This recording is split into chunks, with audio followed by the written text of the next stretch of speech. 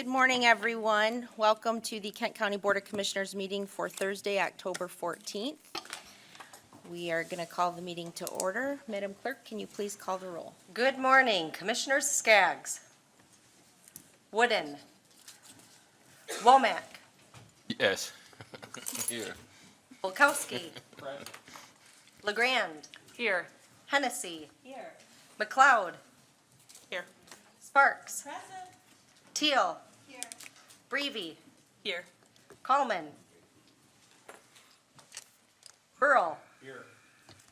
Ponstein, Vice Chair Steck, Here. Commissioners Jones, Here. Morgan, Antor, Green, Chair Bolter. Here. Commissioner Coleman, are you here? Here. Madam Chair, we have 17 members present, 2 absent. You have a quorum. Great, thank you. Now we'll call on Commissioner Morgan for invocation.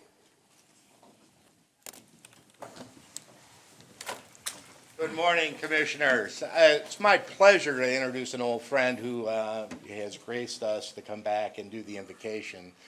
And it did cost me a breakfast this morning, so it's absolutely an honor to have him back, and I turn it over to Commissioner Vaughn. It's good to be here today. Didn't think I'd be back this soon, but it's good to be on this side of the podium for a change, rather than where you sit, where I sat for many a year. You do a grand work and you do a good work, sometimes a hard work, sometimes a contentious work. One night at Plainfield Township, after a very contentious meeting, I rode my motorcycle out of the garage at about 11 o'clock at night, and I drove down those streets. Looked in one window and they were watching the Jay Leno program, and another window, and Mom was probably making lunch for the kids in the morning. And so it went as I went through the township, and I'm thinking, they're not worrying about what I had to do tonight. That was my responsibility, and I did it. And the same with you. Sometimes it's contentious, sometimes it's troubling, but you got work to do, and it's a good work, and we're a leader. Kent County has always been a leader in the state and maybe even nationally in some occasions. And so I appreciate the work each and every one of you do. I see some old faces here, and I see some new faces here, and I even see one green face here amongst us. And we thank you again for all your good work. Should we begin with prayer? Our Father in God, we come before you this day, and we give thanks for it. It's rainy outside, it's dark outside, but just a few hundred feet above these clouds, the sun is shining. And in this room, the sun is shining too, the S-O-N sun. And we thank thee for our Lord and Savior, Jesus Christ, and what he's done for us and in our lives. We thank thee for the commissioners that are gathered around here today and doing this work, this important work for this county, and we thank thee for each and every one. We know they got things on their mind here with governing, and we also know they got their own issues to take care of as well, and so does staff, and we thank thee for all those people. And we thank thee for all that good work. Lord, we just praise you in so many ways. We thank you for this great state we live in, this beautiful state we live in, this great nation we live in. And we ask thy blessing upon this nation, upon this state, and upon all the leadership, that we may be led in a righteous way. And then, Lord, a few blocks from here, there's a monument to those that have given their all. I've got 2 friends on there, Alex Vi and Larry Vogel, classmates from Otto Hills, class of '64. They gave it all.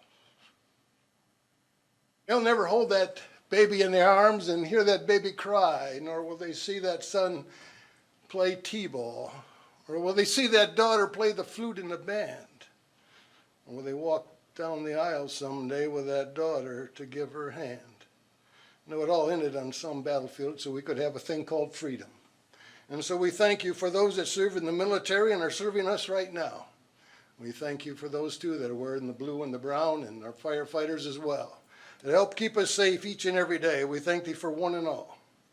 And so as this meeting goes forward, we ask your presence, your strength, and we'll all ask this in Jesus' name. Amen. Amen. I pledge allegiance to the flag of the United States of America and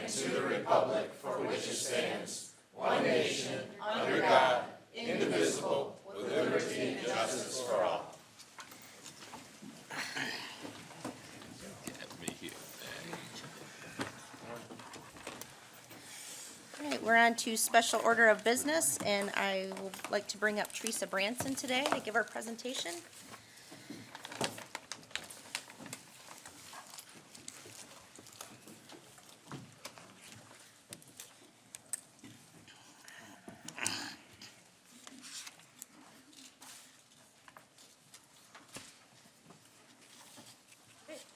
Can you hear me okay? All right, thank you.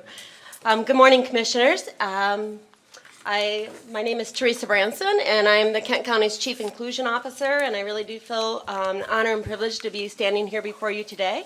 I have been working with the county for 24 years, and I have served the county in many different capacities, but began in this position as of May 24th. So it's been a interesting transition because just prior to that, I was serving as the county's deputy health officer, and then that Monday, started in this role. So when you're in the middle of a pandemic, that can be challenging because, you don't really stop that work or engaging with your community and in serving our residents in that capacity. So without further ado, when I was asked to give this special order of business, and then in that short stint of time, I thought, what could I do in that time? And then speaking with our administrator, who's not able to be here with us today, he said, why don't we kind of give some history and timeline of how we got here? So that's what I'm going to do today. So I'll go ahead and get started.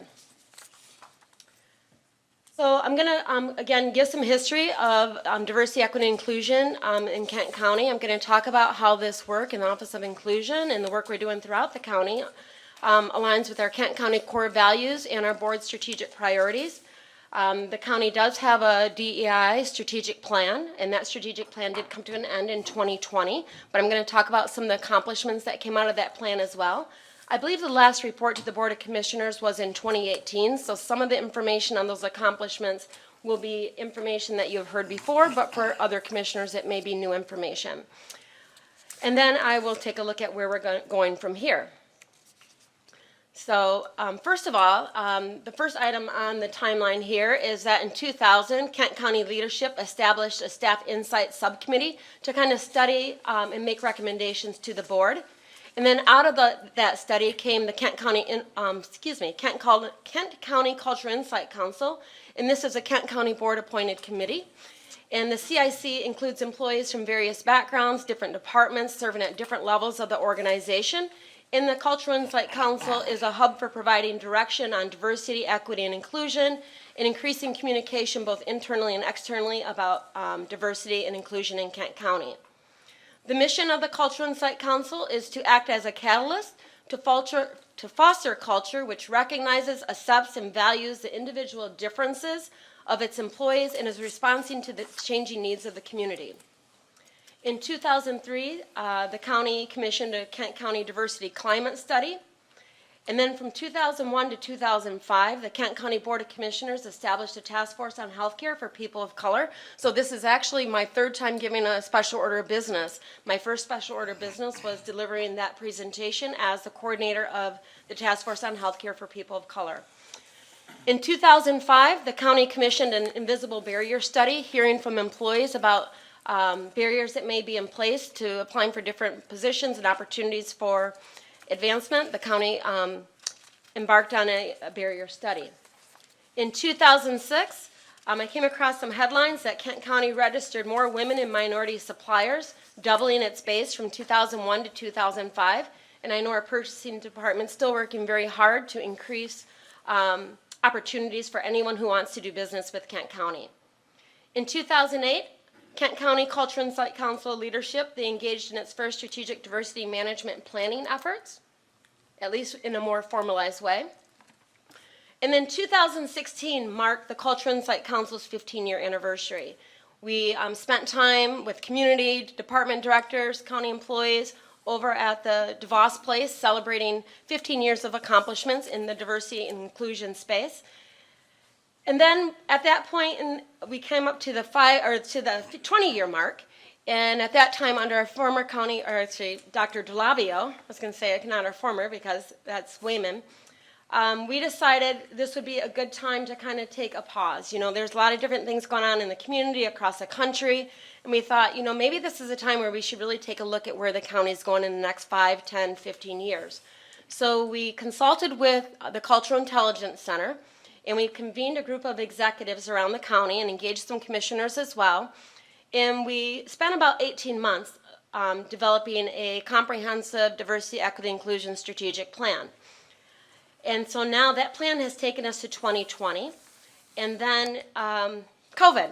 So during COVID, you know, everyone in our county departments and community was kind of focusing on what do we need to do to respond to that crisis.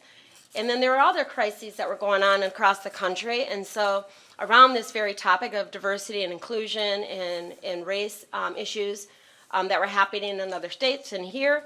So our county administrator, along with their board of commissioners, issued a diversity, equity, and inclusion statement. In 2021, the Kent County Board of Commissioners and Administrator's Office created the Kent County's first Chief Inclusion Officer position. So I stand here before you today. And part of this role wasn't just looking at this being new space that the county was in, but recognizing the need to kind of have a focus. Oftentimes these positions are within Human Resources Department, and that's often where much of our work has been spearheaded. But this is something that the county wanted to elevate and bring under the office of our administrator. So the role will be to advance the county's ability to achieve our strategic priorities, specifically those related to DEI, but not alone. You know, it's a big undertaking, and so it is about what our community can do, it's about what our county employees can do, and what our leaders in Kent County can do. I'd be remiss if I didn't recognize many of the members who have served for many years on the Cultural Insight Council. So these are some of the members. Some of them have retired, some of them have gone on for other opportunities.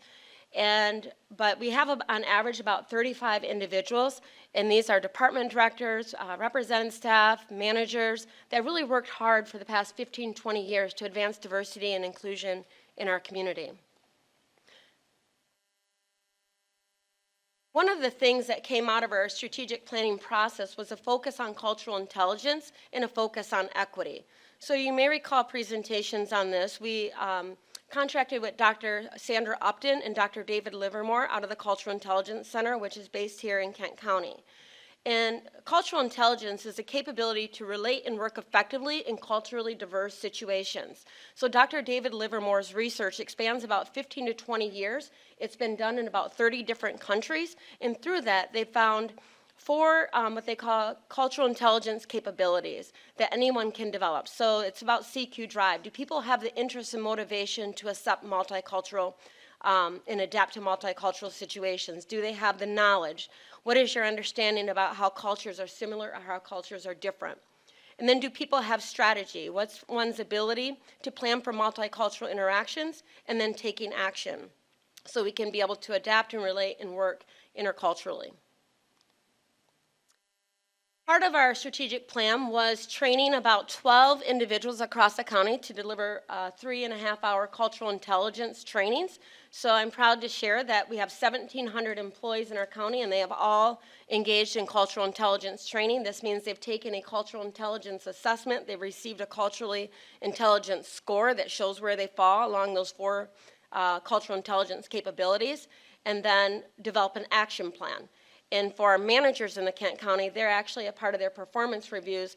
They have to demonstrate how they're integrating cultural intelligence and diversity and inclusion efforts as a part of their work and as a part of their department. So these are our cultural intelligent trainers, and these same individuals have also been now trained in managing unconscious bias. So how does this work, align with our county core values? Our core values, I would say diversity, equity, inclusion cuts across every one of our county values. But to focus on the area specific to the Office of Inclusion, this aligns with our core value for embracing diversity, equity, and inclusion, which means leveraging the many unique talents and strengths that exist in our community and within our workforce. This means valuing differences that exist in our workforce and community and setting an example for those in the community to follow. And then looking ahead at our strategic priorities, Again, this is another example where when I look at the strategic priorities that our Board of Commissioners and community were engaged in, I think diversity and inclusion, again, cuts across everything that we do. So if we're looking at equity, it's about economic prosperity for all. When we're looking at high quality of life, what are we doing collectively as a county to ensure access and equity to all of our services? And then with inclusive participation, there's 3 goals under there. It's about providing our residents with equitable access to efficient, effective, and culturally responsive services. It's about intentionally incorporating diversity, equity, inclusion practices in the way we deliver services, and recruiting and retaining a qualified, diverse workforce that reflects our continually changing community. So again, I mentioned that our current strategic plan around diversity, equity, and inclusion ran from 2016 to 2020. And one of the things, again, we developed a new mission statement, which was to advance a culture that demonstrates diversity, equity, and inclusion. You know, it may sound simple. Missions are supposed to be pretty straightforward, and we wanted to use more of an action word for advance, recognizing we're not new in the space in Kent County, but where do we want to go? That strategic plan had 5 key perspectives. Those 5 key perspectives were included in more of a framework on how we were going to carry out that plan. So that starts with leadership commitment, access and equity, ensuring multicultural and inclusive organizational climates, learning and diversity, community engagement, and partnerships.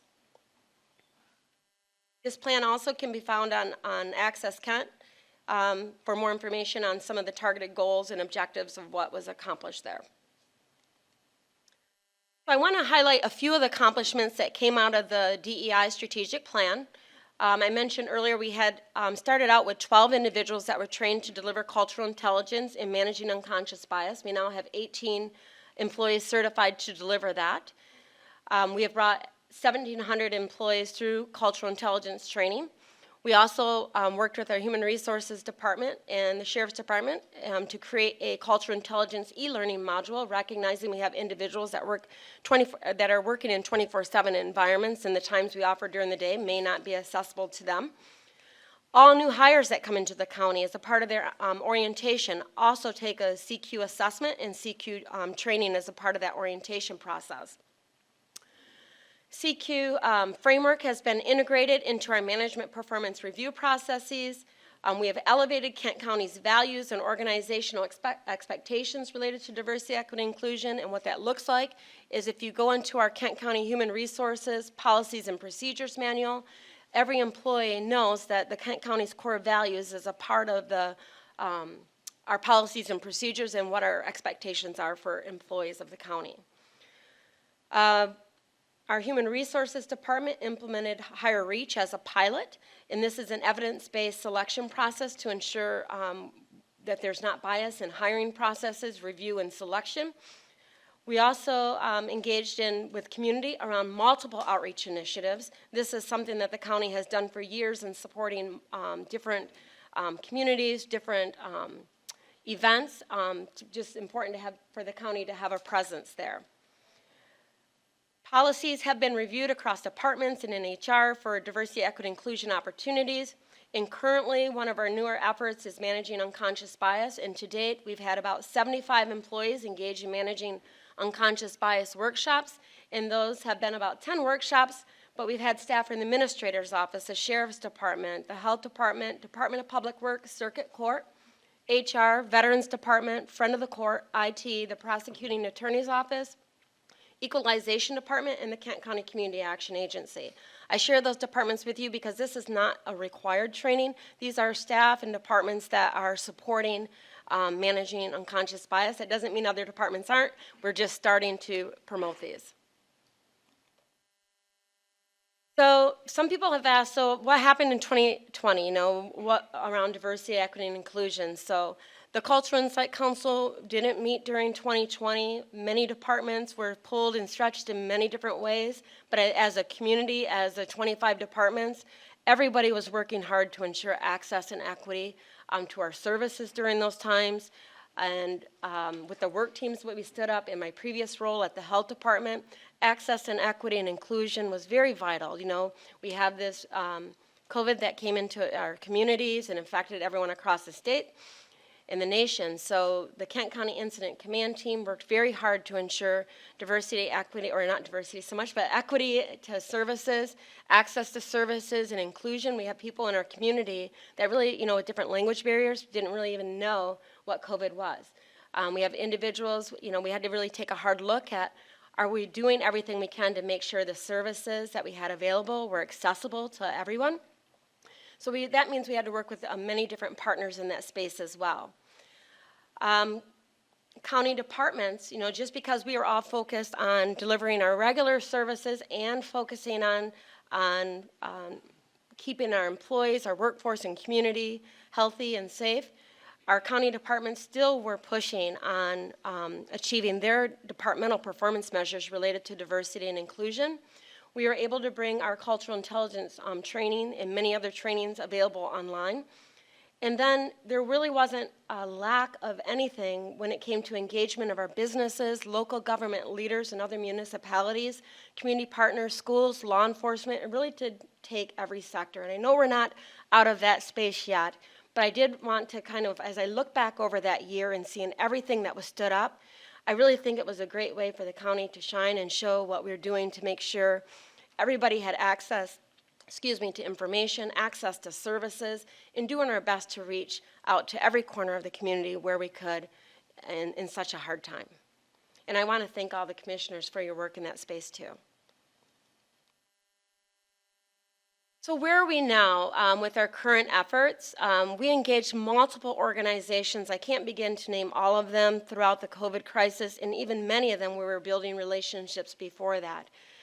So before you hear some of the groups that we did outreach to, and there were many groups where we were seeing disparities, and if we weren't seeing disparities in those areas, we were also working to ensure that access wasn't an issue. So we were working with Disability Advocates of Kent County, working with Association of Blind and Visually Impaired, Deaf and Hard of Hearing Services. We were working in rural communities. So again, there's many groups I could name here, but we also feel like it's very important as we move forward with diversity, equity, inclusion work that we can kind of, what are the things that we learned then that we can maybe do better now? At least that's kind of the lens I'm looking at through, that we don't want to just be engaging with communities during times of crisis. We don't want to just be looking at how we can best serve, the 650-some thousand people in our community best during times of crisis. It's what are we doing every day?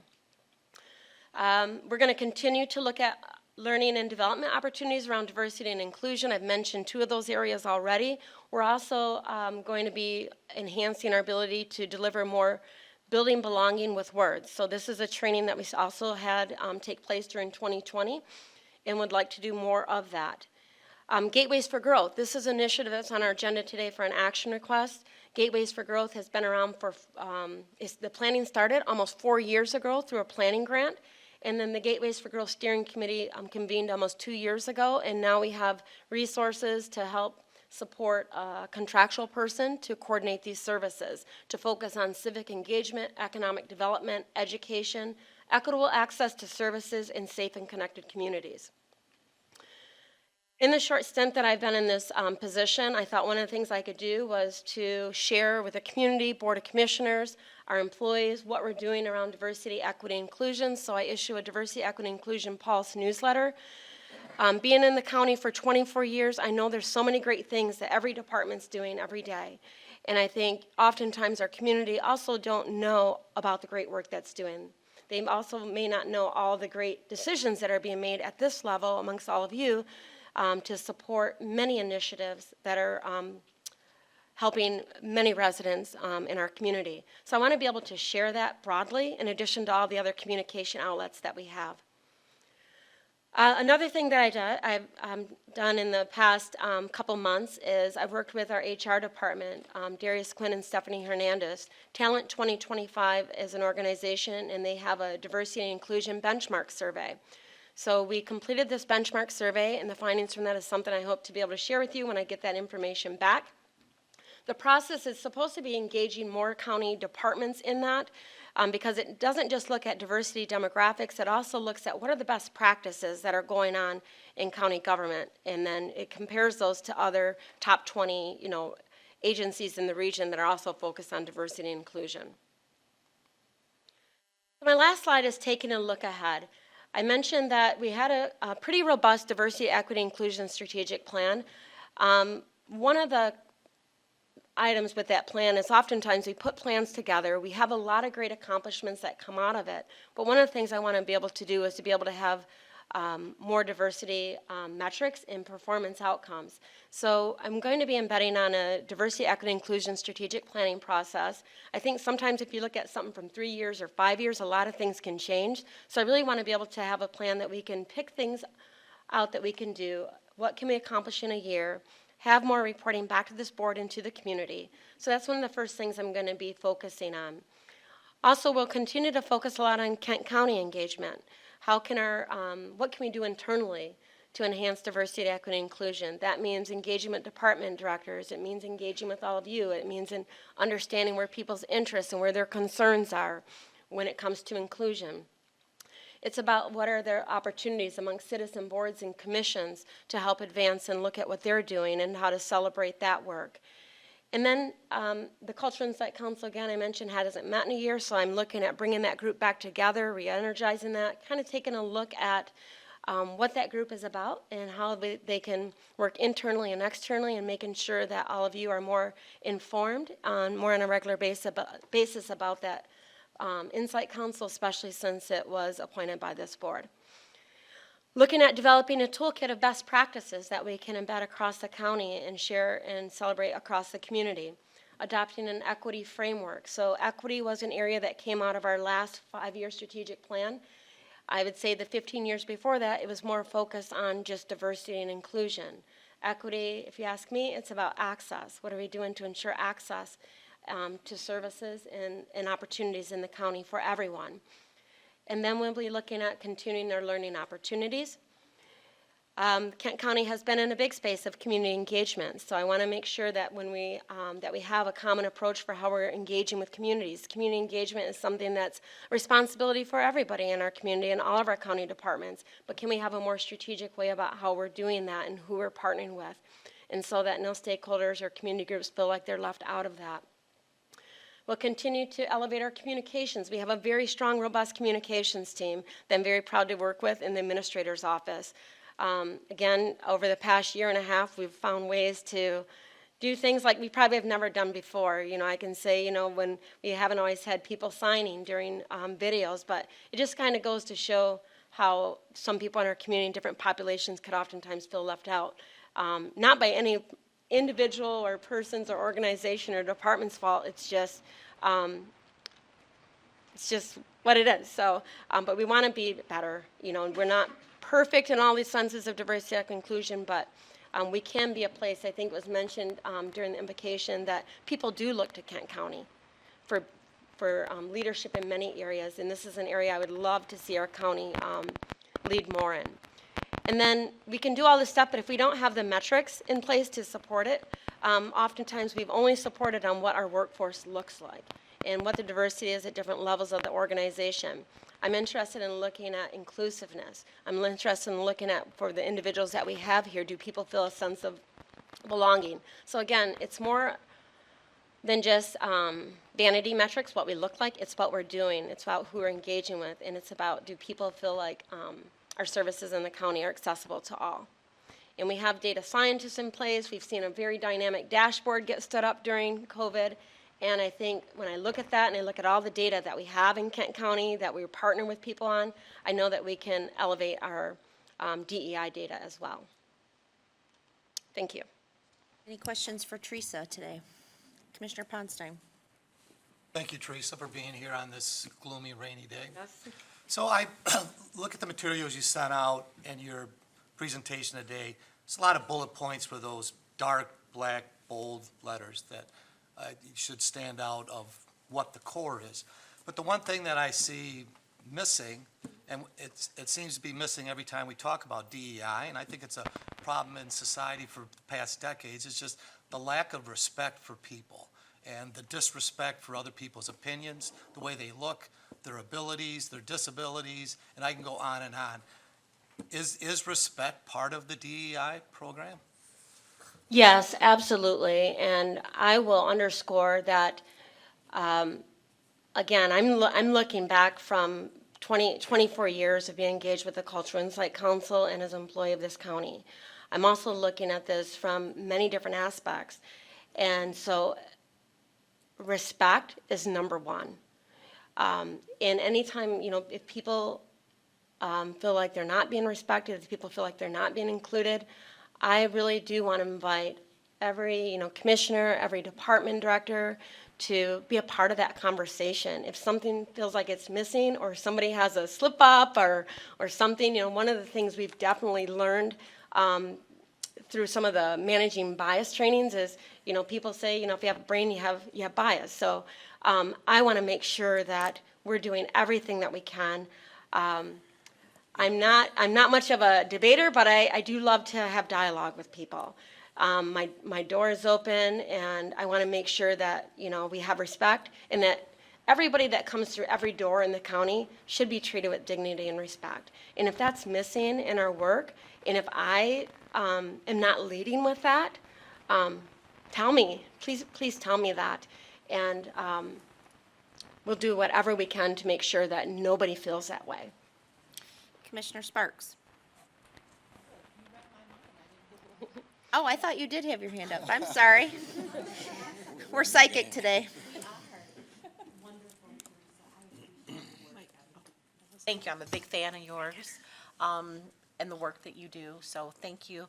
I really appreciate, and I feel what you're saying is very intentional and very close to your heart. So thank you.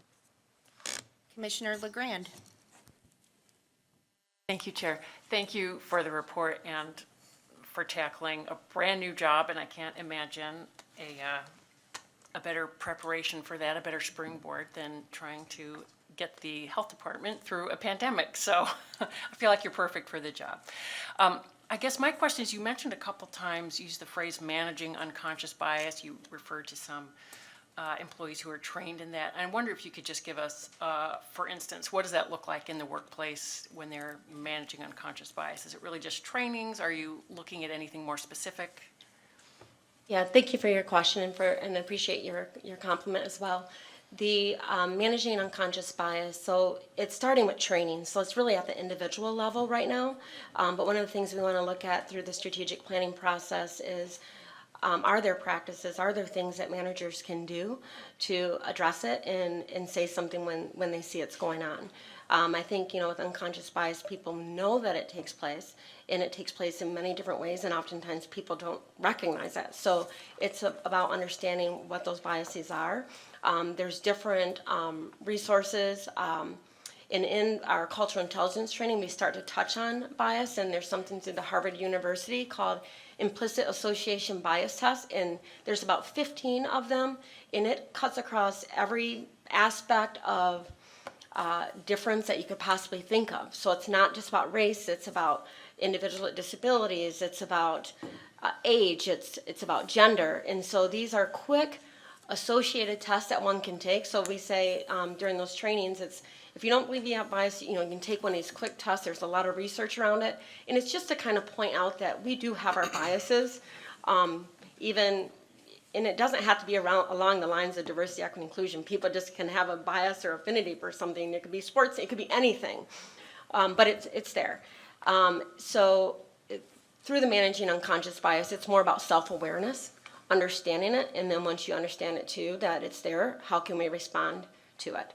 But I think, with our Human Resources Department, many of our other departments that I will be engaging across the county for diversity and inclusion, I will be making sure it's kind of, that we move beyond just training and awareness. I think counties our size and many others in departments can oftentimes get stuck in the awareness and knowledge phase and not really move towards action. What are we doing to change practice and change our organizational culture? Great, thank you. Commissioner Morgan. Thank you, Madam Chair. I want to follow up to Commissioner Grand. When I heard unconscious bias, kind of red flags went out. It sounded real Freudian to me. And I don't have the ability to go there. But when you start talking about unconscious bias, I just think that, boy, how deep do you go? And some red flags go up, honestly. And I just want to make sure the metrics are right, if there are any, because I can see that getting out of hand. Yeah. So like I mentioned, we're doing more education awareness around that. I'm not really looking at a metric specific to that. The metrics will be more around diversity and inclusion there. Access and equity, and then for our workforce, making sure employees feel, everybody, that they feel like they belong and that they're included and engaged. Yeah. Well, in my tenure as a commissioner, you hear these terms come Yeah. up and you go, it's the first time I've heard that. So I had to ask questions because, I really believe in the outreach and Yep. that stuff. But, I think we need to take a careful look when we start getting into the unconscious, Yeah. especially with some Irish people. So. Commissioner Bolkowski. Thank you, Chair. Yeah, for brevity there, or today's meeting, start with thank you for your long time working on this and the county's efforts. You did mention disability advocates. This week I've been looking at a lot of historical things and the trainings that we have provided to the county through the years. It's been great to partner with.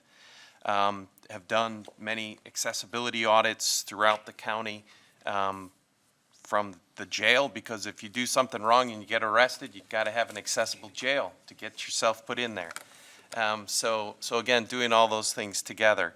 And as some evidence of that success, or at least the success up to this point, have had the opportunity to work with the health department throughout the pandemic related to the disparities and equity for assistance on the coronavirus.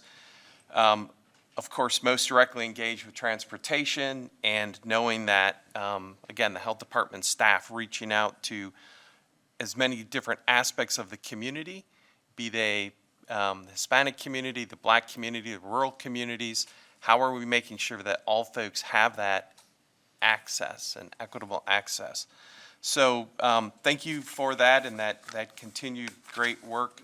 And I'll leave it at there for today. Look forward to the planning processes so we can take this further into action. Commissioner Hennessy. Following up on Commissioner Morgan and Commissioner Bolkowski, unconsciously, I've had a little bit of a nagging wonderment or concern about the inclusion, the access, the equity, and as we have responded as a county, sometimes offices have been closed to public traffic. Our phone system hasn't always been the best possible. We're relying a lot on computers, and we have a reticence to go into homes. So I am really curious as to how, we are working with our departments in terms of, making sure that people, have access and that there is equity in how we're delivering services to people who have difficulties, such as Commissioner Bolkowski mentioned. Yeah, and again, we've all seen many things. Unfortunately, some doors had to close and other services, we had to find new and innovative ways as a county to deliver services to ensure people had access to those. But we know that, there's that digital divide too. We know that everybody has access to technology in our communities. So I don't have a full answer to how we can use more technologies for that, and also recognizing how technologies and such can be limiting for some populations. So I think that's something through our strategic planning process we'll want to make sure we're mindful of, because the technologies aren't going to slow down, but the services that people have become accustomed to receiving, I can assure you that I know we're part of a county, and all of our departments are very much committed to ensuring high-quality services are delivered to everyone. But if there starts to be barriers to that, or if you're hearing of different barriers and limitations where people aren't able to access, please, share what those voices are in the community with us so we can understand what the needs are. I mentioned that too, and Commissioner Bolkowski's just hit on that, is, when we stop kind of listening to what some of the community needs are and what their experience is when they're interacting with the county, regardless of what services it is, if they're not experiencing that in the same way or they can't access it, we need to do something to make that better. Commissioner Steck. Thank you, Chair Bolter. So good morning, Teresa. You've been very busy. It certainly is consistent with my prior experience in other environments that DEI tends to focus internally on cultural issues, identifying diversity, inclusion, equity in the operations of the entity. And in the private sector, that tends to be sort of the end of it, it seems to me. But as a public entity, as has been commented by some of my colleagues, we provide public services, and what's equally as critical, maybe even more so, is to assuring that we're doing the hard work of data development on whether or not there are disparities in these services on our community. And you and I have talked about that a little bit, and so I'd certainly encourage us as we go forward to really make that an equal priority to find out what's the hard data that we need to determine if there are disparities, what are those disparities, and then the evaluation as to how do we address those disparities.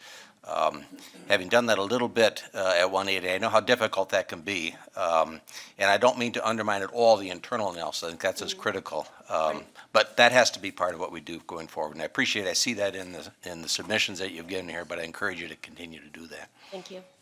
Commissioner Womack. Yes, Mrs. Branson, just want to thank you for your over a decade service when it comes to diversity, equity, and inclusion.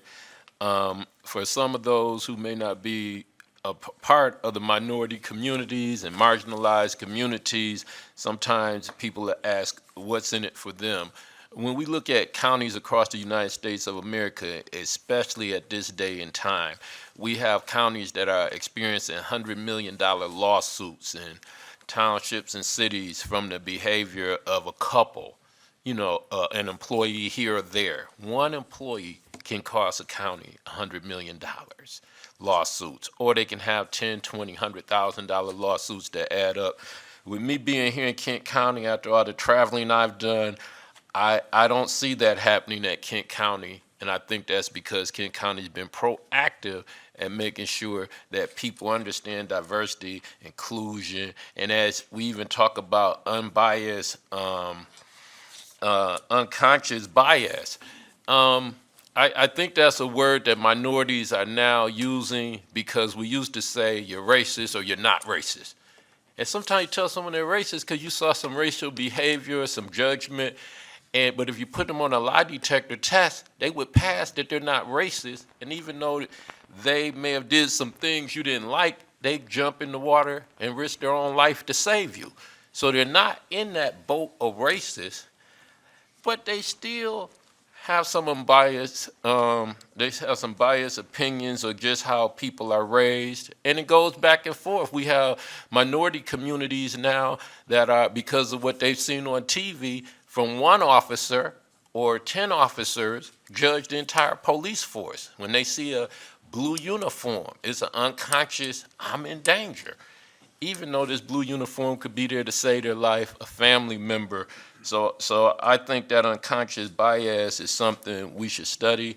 It could help communities of all colors because it's a human factor. It's not a white-black factor. It's just a human factor. So I'm glad you brought that up. I looked at your partners, and I know there's been some work done with the NAACP. I don't know if there's been work with the Urban League, but I would definitely, with the work that's been done with the NAACP that I've seen at the county my 5 years here, I think that'd be very important for them to be listed if they didn't mind as one of our community partners. So that's about it. And just want to say, Roger Morgan, I don't mind him questioning that word unconscious bias because I've never seen any unconscious bias from him. I wish I could say that about everybody I've met in Kent County, but Roger's a great guy. And Teresa, you're great. Just keep up with the work you're doing. And I'm glad to be here to support it today. And please let me clarify, those partners, those are not necessarily partners just for Office of Inclusion. These are partners that the county has engaged with in many different ways, supported many of those different events, so it's not just through the Office of Inclusion. You mentioned a couple of organizations. Couldn't mention all the organizations, but Black Impact Collaborative is about 15 organizations that the organizations you mentioned are a part of. And when were they created and established? The Black Impact Collaborative, Yes. What year? 2020, I think 2019 or 2020, in response to concerns that they had with COVID. Okay, yeah, I have much respect for the Black Impact Collaborative. I'm actually a part of the Black Impact Collaborative, and I would remember them coming into existence at March of 2020. So I do believe that when we have the African American community and Hispanic community looking at some of our partnerships, some of the ones who have been in the community for over 20, 30 years, it's just great to see those who have that traditional roots that are here. And I know you have done some work with the NAACP, Urban League, and others, but I think they're nationally recognized. The communities recognize their work, and it just adds to all the effort and outreach that you and Kent County have been doing to include some of those. Thanks. Any others for Teresa today? Seeing none, thank you so much, Teresa. Appreciate you. Thank you. Appreciate your work. All right, we're into item 6 of our agenda. This is the first public comment related to agenda items only. Do we have anyone wishing to speak to an agenda item today? Please give us your name and address, and you'll have 3 minutes. My name is DeAndre Jones. I stay here in Grand Rapids, Michigan. Was that an agenda item? Okay, cool. So my name is DeAndre Jones. I actually graduated from the University of South Florida, Muma College, for diversity, equity, inclusion in the workspace. So this is something that is very, very dear to me. I actually want to read you some data that I actually got. Sitting in the city commission, I do a lot of speaking at the city commission and other commission meetings. And so the economic prosperity and affordability key dashboard metrics for percentage of Kent County residents earning above the ALICE threshold. At 69%, you have your Caucasian counterparts. At 64%, you have Asian people. At 54%, you have Indian people. At 46%, you have Hispanic people. And at 38%, you have black people. Now, the median for this target is 55%. So if we want to talk about diversity, equity, inclusion, I really believe that that looks like making sure that we like put solar panels or renewable energy, you know what I'm saying, on buildings, making sure that we create the same opportunities. And this, because I'm African American, doesn't mean that I just want African Americans just to be more prosperous. I want to make sure that the playing field is equal, so then everybody can have the same opportunity regardless of race, ethnicity, background, wherever they're from. And so I kept hearing some of the commissioners talk about data. There's data right there. I presented you guys the data. African Americans are at 38%. Hispanics are at 46%. And so if we want to talk about diversity and equity and inclusion, I believe that the county definitely needs to do a lot more work, because that is county data. That is something that the United Way put together, their data that was released. If anybody wants me to send them that graph, I will gladly send you that graph. And so I know this is the second worst city for economic development for Forbes.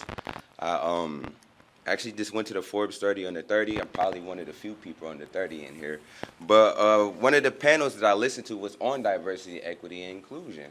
And so I'm a local entrepreneur here looking to develop a community center where I focus on diversity, equity, inclusion, workforce development, job training, and having amenities that are world-class that can actually change the social economic status for not just African Americans. I'm looking to buy the Adelante High School, which is in a predominantly African American Hispanic neighborhood. So I'm very, very direct in what I want to do.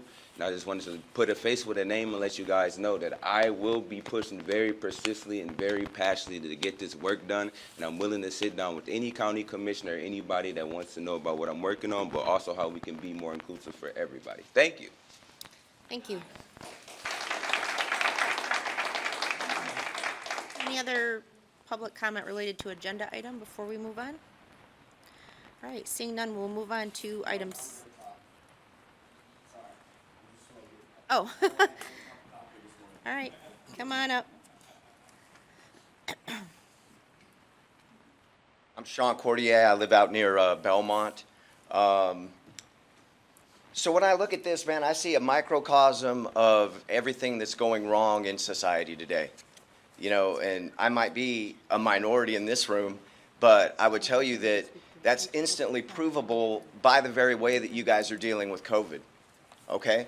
You're up here, you're talking about inclusion, you're talking about diversity, and yet I've never seen a society and Kent County more hell-bent on trying to get everyone pigeonholed and walking, goose-stepping, you know, to one drummer. So when we look at all those criterias here, I took a snapshot of it. Let me pull it up real quick. You'll have to bear with me.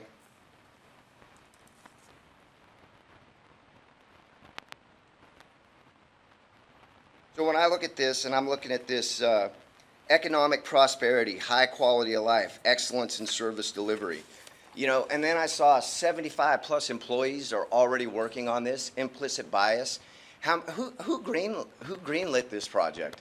You know, this is resources in Kent County that I say if we put boots on the ground, this gentleman right here, if this money was going to help him with a cultural center, you know, isn't that money better spent? How many of you guys have actually looked into implicit bias? Do you guys know that that was facilitated? This whole program was started to limit corporate risk. This was put into place to help corporations give the appearance of equity and diversity and to actually allow them to avoid it. So then we're walking down these lines, and all I'm seeing with you guys handling of this crisis, and I've heard several times mentioned pandemic, I've heard crisis. The only crisis that I saw in the past two plus years was a crisis in management, the way that we're dealing with the problem. And that's apparent through this whole slideshow. That's a timeline to ruin. You know, diversity, implicit bias, the only thing that matters there is competition, giving people equal opportunity to excel. And what are we doing? We're throwing resources and resources and resources down this hole. What's come of that? Other than some lucrative positions for some people that are working, would be my thought. And if you do a quick Google search, you know, and Google isn't even my recommended search engine of choice, you'll quickly discover that implicit bias, subconscious bias, unconscious bias, that's been roundly debunked, right? We're human, we're broken vessels, we're made to make judgments. Unfortunately, some of our judgments are incorrect. But the minute that you start trying to indoctrinate people, making them walk to the tune of one mandate, right? One person telling them what is right and wrong, you eliminate diversity, you eliminate inclusion. So do your homework. Thank you know? you. Thanks. Thank you.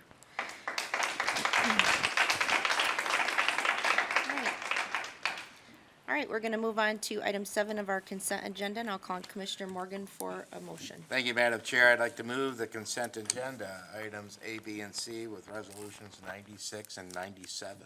Moved by Commissioner Morgan, support by Commissioner Breivy. Questions or comments on the consent agenda today? Commissioner Kallman.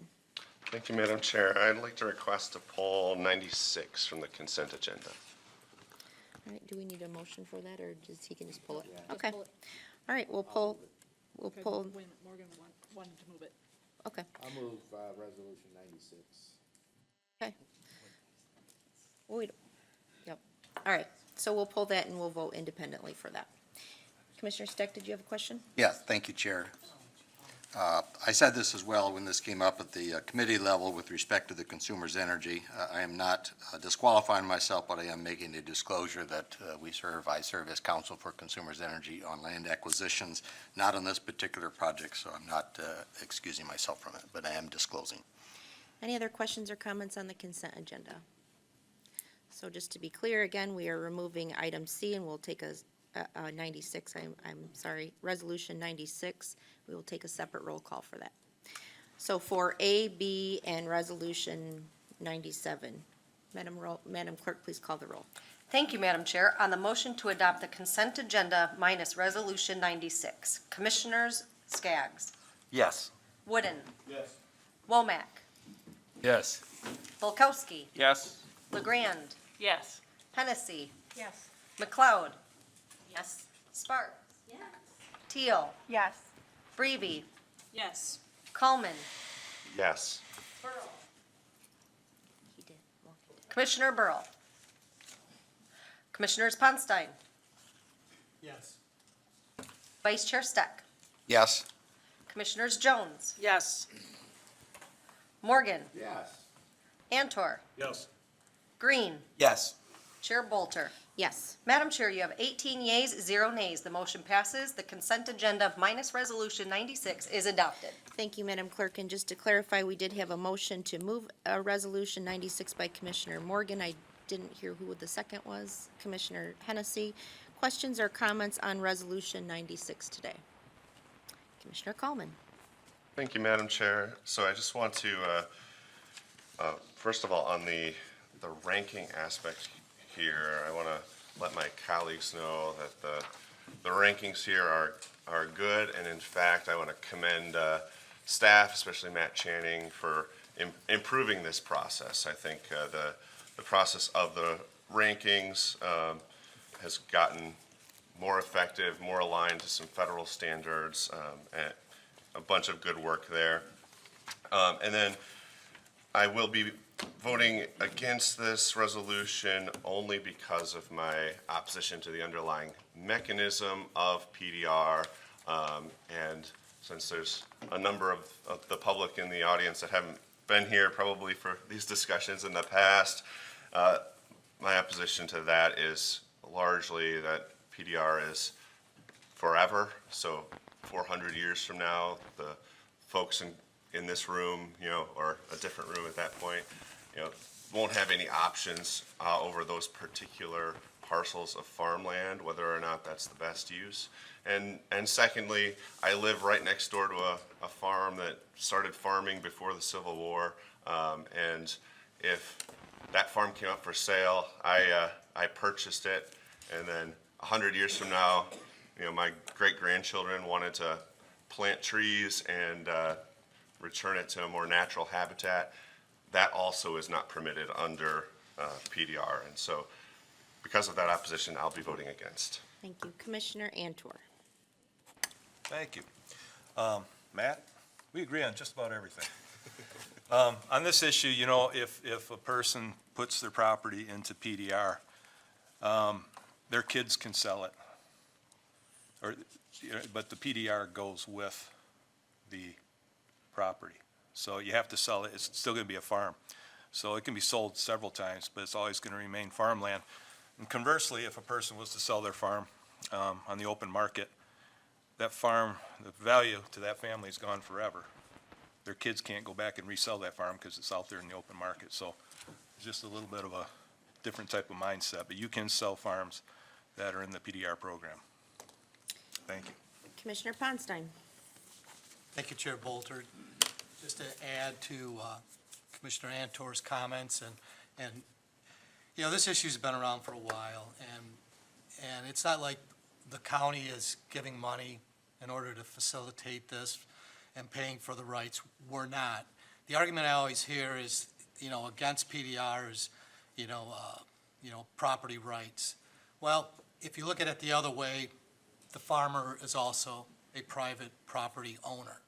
And we want to always say that, we got to use property rights when we're denying these, but yet that then denies the farmer the property rights that he has for the land that he owns. And that's, one of the issues that we get tangled. But at the end of the day, if a farmer wants to protect his rights, we need a program that is funded by the federal government and the state government. And if he's going to exercise that right of his to do with his land what he wants, then these have got to be in place. And I don't want to argue about the other stuff about that, but that's what it is. If it needs to be improved at the federal level, maybe we can get our legislators in Washington, D.C., and this is a big leap, to actually do something for a change. Thank you. Any other questions or comments on Resolution 96? Commissioner Steck. Thank you, Chair. Yeah, I just wanted to follow up with that. I think that it's a critical issue, Commissioner Ponstein. That is that nobody's compelling a private property owner to sell their PDR rights. This is a voluntary program, and if they wish not to do it, they don't have to do it. And frankly, I suspect they could put the limitations on the property even if the program didn't exist there, so. Any other questions or comments? Seeing none, Madam Clerk, please call the roll. Thank you, Madam Chair. On the motion to adopt Resolution 96, Commissioner Skaggs. Yes. Wooden. Yes. Womack. Yes. Bulkowski. Yes. LeGrand. Yes. Hennessy. Yes. McLeod. Yes. Sparks. Teal. Yes. Breeby. Yes. Coleman. No. Burl. Commissioner Burl. Commissioner Ponstein. Yes. Vice Chair Steck. Yes. Commissioners Jones. Yes. Morgan. Yes. Antor. Yes. Green. Yes. Chair Bolter. Yes. Madam Chair, you have 17 yeas, 1 nay. The motion passes. Resolution 96 is adopted. Thank you, Madam Clerk. We're on to item 8 of our agenda, resolutions, and I'll call on Commissioner Brevi for a motion. Thank you, Chair Bolter. I move Resolution 98 of today's date, federal coronavirus relief funding from the admin office. Support. Moved by Commissioner Brevi, support by Commissioner Jones. Questions or comments on Resolution 98 today? Seeing none, Madam Clerk, please call the roll. Thank you, Madam Chair. On the motion to adopt Resolution 98, Commissioner Skaggs. Yes. Wooden. Yes. Womack. Yes. Bulkowski. Yes. LeGrand. Yes. Hennessy. Yes. McLeod. Sparks. Yes. Teal. Yes. Breeby. Yes. Coleman. Yes. Burl. Commissioner Burl. Commissioner Ponstein. Yes. Vice Chair Steck. Yes. Commissioners Jones. Yes. Morgan. Yes. Antor. Yes. Green. Yes. Chair Bolter. Yes. Madam Chair, you have 18 yeas, 0 nays. The motion passes. Resolution 98 is adopted. Thank you, Madam Clerk. We are on to 8B, Resolution 99, and I'll call on Commissioner Womack for a motion. Yes, I'd like to move Resolution 8B of today's date, 10/14/21, Economic Development Administration Build Back Better Regional Challenge from our Administrator's Office. Moved by Commissioner Womack, support by Commissioner Wooden. Questions or comments on Resolution 99? Seeing none, Madam, oh, I'm sorry, Commissioner Womack. Yes, reading through this and seeing that we're also going to have, last time we were able to put money into broadband, and this time is bullet pointed, highlighted as some of the top priorities even coming from the White House administration itself from these federal funds. So I'd just like to thank our chair, Mandy Boulder, and Commissioner McLeod on their work on the broadband and just seeing that there's going to be even more financial funds to aid in that. Also seeing that first response, first responders, but also essential workers. Seeing that highlighted in there, just a few new caveats in these new funds coming in to help during this pandemic. Just wanted to mention that I took note of those, and Commissioner they're great Womack, things. you might be commenting on 98, but that's okay. Okay, okay. We got you. Okay. We're good. All right. Noted, noted. All right, noted. It's still coming It's in on our noted. federal funds. You're down. And I wanted We got it. everybody in the community to know that I'm very happy to see those funds coming Got in. it. So just repeat that when we get to Okay, 98. so moved by Commissioner Womack on Resolution 99, supported by Commissioner Wooden. Any other questions or comments on Resolution 99 today?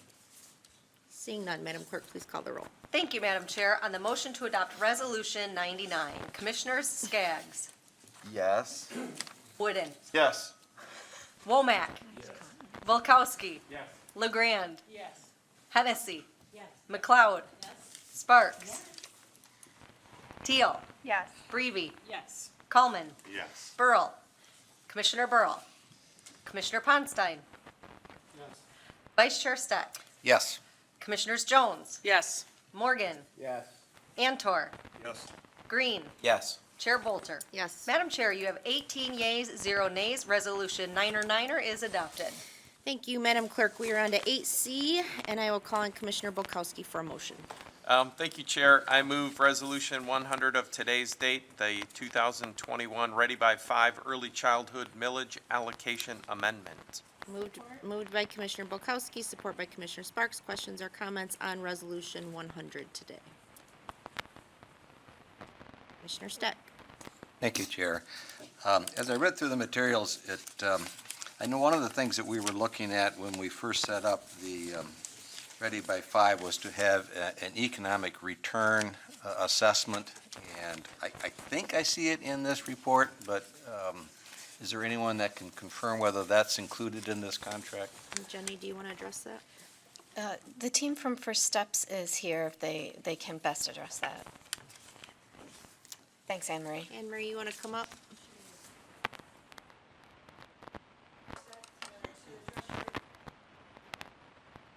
Estimate for early childhood is really, but some of those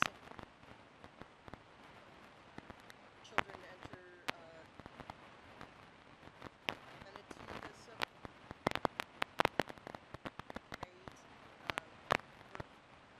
garden, that type of thing, eliminating those costs. Yeah, and I think we kind of assumed that as you get in this, you couldn't do that analysis in the first few years. It wouldn't be that useful, but as you get into year 4, 5, or 6, that it would be more prudent to do it then. And I did see this phrase, rigorous econometric analysis. Is that the analysis that is going to take a look at those questions? I know it's difficult to assess, but to at least do that as part of the consideration? Yes, absolutely. Great. Great, thank you so much. Any other questions? Commissioner Womack? Yes, and it also said that Discovery Day, this event was going to be in 2023. Am I right? For the summary, Yes. yes. So this program will last. So this assessment is going to go on through 2023, and then will it have to be refunded again? Will those funds have to be reissued to start again, or is this just going to be one project to 2023? Great question. These funds are only for 1 year, and then it'll come up before you again to vote on subsequent years. Okay, thank you. Commissioner Antor? Thank you, Chair. Just use an example within my little circle and family. I have a 3-year-old grandson who started preschool this year, and he was really excited. He got to go to his first day, and he loved it. All these other kids, he finally got to be out with kids his age and all that stuff, and really excited. Mom and Dad were even more excited. Of course, Grandma and Grandpa were elated to see him in that situation. The following day, they got a phone call, said he couldn't come back because he needed to wear a mask. This is a 3-year-old. And they paid their tuition, and they couldn't move him any place. And so now he's not in preschool, which they needed. He needed. And so his early development has been squashed over something reckless. And I'm wondering how you guys are addressing that little inconvenient truth that we're masking up little kids who should be, in some cases, in preschool, and they can't. Point of order. Yeah, I think that's a legitimate question. Point of order. well, I don't, Anne Marie, you're not providing the services, correct? No, I'm asking a question. What is? Hold on, we have a point of order from Commissioner Womack. Okay. That our questions from the commission to her should be related to her proposal. And I just feel that question is a little out. I do understand where Mr. Ator is coming from with, but it might be a different time to bring it up and not put early 5 in the middle of it. Something political. Well, with all due respect, I apologize for saying political would be taken the wrong way, but for Okay, so us commissioners I- and putting her, I a person. don't think Commissioner Antor was trying to be out of order in his question, because I think there was confusion about what services are provided by what you're providing through the millage. You're not providing direct care services. That's correct. You're administering the early childhood education, so I don't think it's out of order, and we'll continue. Any other questions for Anne Marie today? can I complete my question? Sure. Well, I'm just saying, I think we're talking about first steps, correct? The Really? millage, Okay, the funding, the funding. the of first administering steps. of the funding. Okay. this goes to credibility, it goes to need. I mean, what are we funding here if we can't let kids in the, All right, anything else, Commissioner Antor? Commissioner Hennessy? not if I can't get an answer. If I may, though, Commissioner Antor, I appreciate your question. Just to let you know, just a clarification, we don't fund preschool with the millage, so, you know, that's why it would be difficult to answer. Somebody funds it, and you're part of that, I'm assuming. You're not in any way, shape, or form, so if the funding goes away, we're not gonna worry about it. I know, if the funding. Which funding? If whatever, the millage goes away for this, if it goes away. It isn't funding preschool. That money comes from the state. Okay, if that money goes away, are we gonna worry about I it? don't At what think point she do we can worry speak about Can't it? answer that, Okay. but I do appreciate your question. Commissioner Hennessy? Thank you. Let's review. What are we voting on here? Can you give us a summary of what it is that this Sure, This will an do. evaluation of the impact of the work so far for the millage. And this is something that this body asked for originally, is to show if we are making any impact. So that is simply what we're talking about today, the evaluation. evaluation of the services we're giving under the early childhood millage, which Exactly. broadly include Services under the millage are services like home visiting, early learning, which is what they call play and learns. Many children don't have the opportunity to go to preschool, so they go to play and learn groups with their caregivers. So a lot of times it's their parents, and have activities there.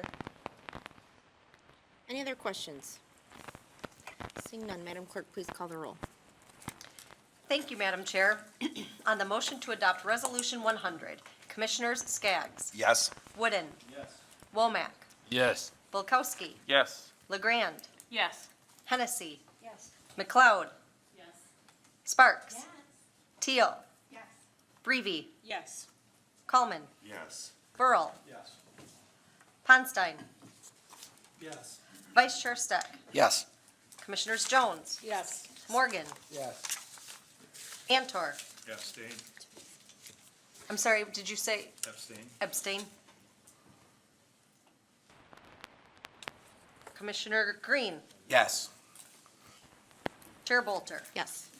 Madam Chair, you have 18 yeas, 0 nays, and 1 abstention. The motion passes. Resolution 100 is adopted. Thank you, Madam Clerk. We are on to 8D, and I will call on Commissioner Green for a motion. Thank you, Madam Chair. I move the adoption of Resolution 101 of today's date, Kent County Gateways for Growth Fund Transfer. Moved by Commissioner Green, support by Commissioner Sparks. Questions or comments on Resolution 101? Seeing none, Madam Clerk, please call the roll. Thank you, Madam Chair. On the motion to adopt Resolution 101, Commissioners Skaggs. Yes. Wooden. Yes. Womack. Yes. Bulkowski. Yes. LeGrand. Yes. Hennessy. Yes. McLeod. Yes. Sparks. Yes. Teal. Yes. Breeby. Yes. Coleman. Yes. Burl. Yes. Ponstein. Yes. Vice Chair Steck. Yes. Commissioners Jones. Yes. Morgan. Yes. Antor. Yes. Green. Yes. Chair Bolter. Yes. Madam Chair, you have 19 yeas, 0 nays. The motion passes. Resolution 101 is adopted. Thank you, Madam Clerk. We are on to item 9 today of our agenda, public comment related to any general county matter. I know we have lots of folks here today. Please come up, state your name, address. You have 3 minutes. Madam Chair, we do have members of the public who filled out cards. Oh, yeah, we did the cards. If those are. Okay, yep. If you'd I'll like have to you read call those them, in. yep, in order. And then those who may be interested in speaking after. Okay, perfect, thank you. Tricia Uphoff?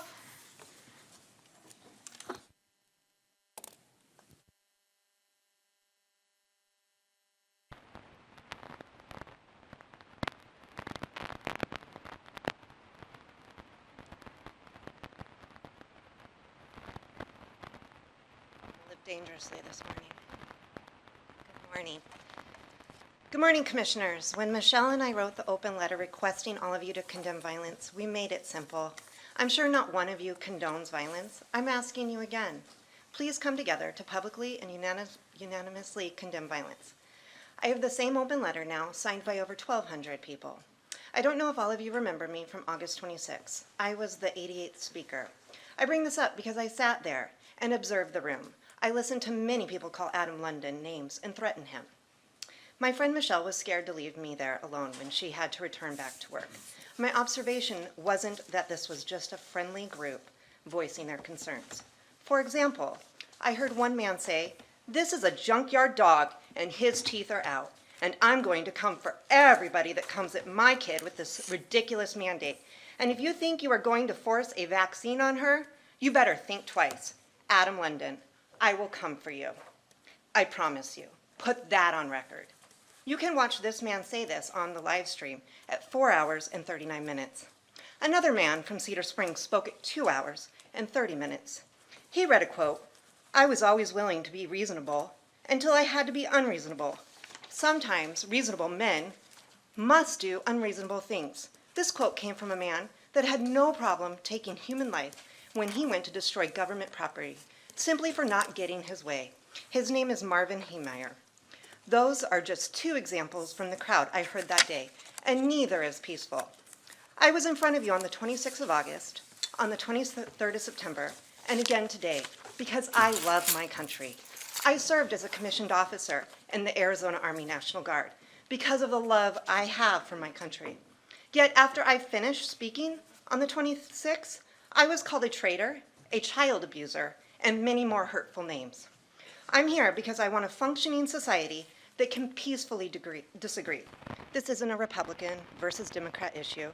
Believe it or not, I've actually voted and volunteered for both parties. We can both be passionate and peaceful. Even if you disagree with the mask mandate, you should all be able to just agree that threats and intimidation are wrong.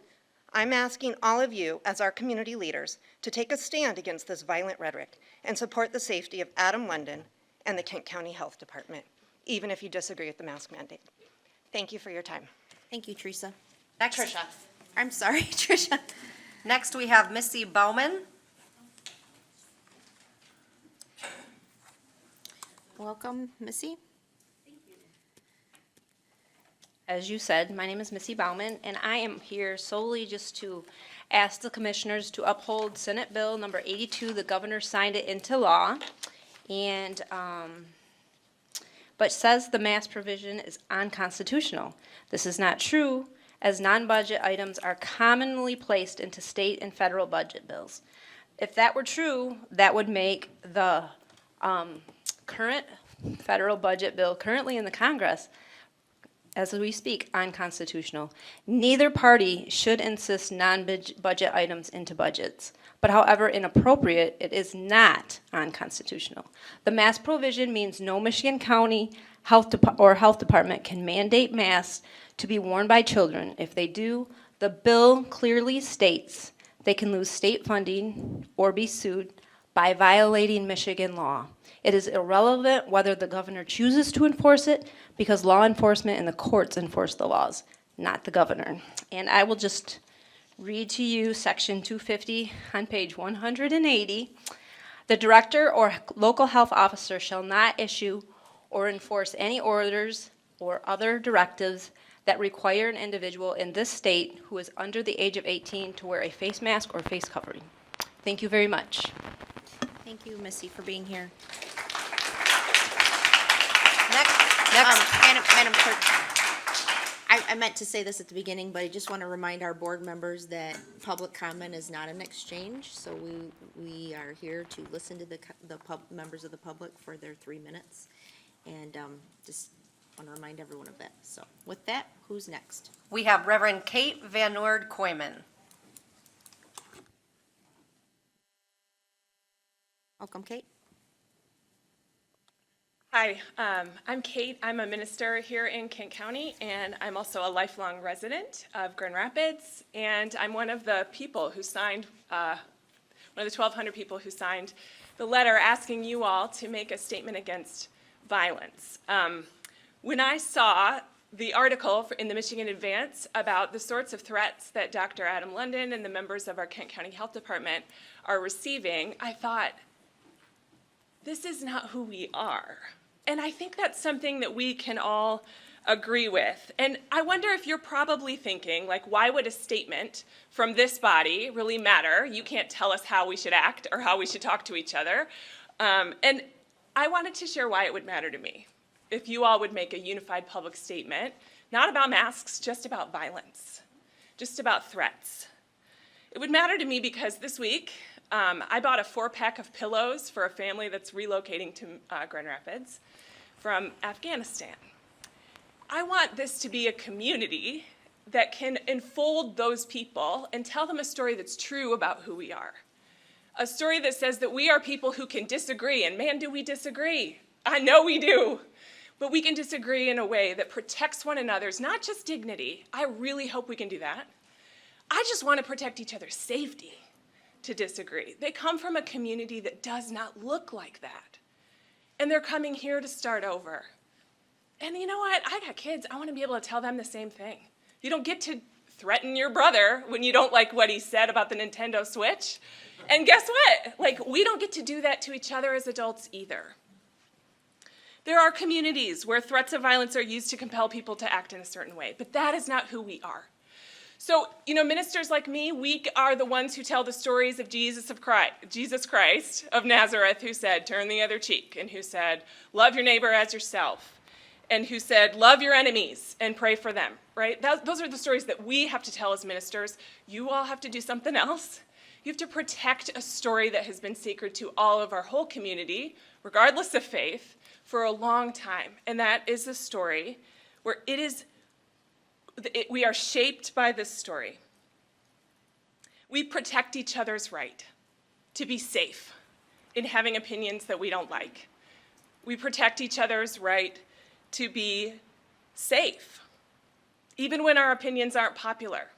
And we protect the rights of our public servants to safely do what they think is the right thing to do.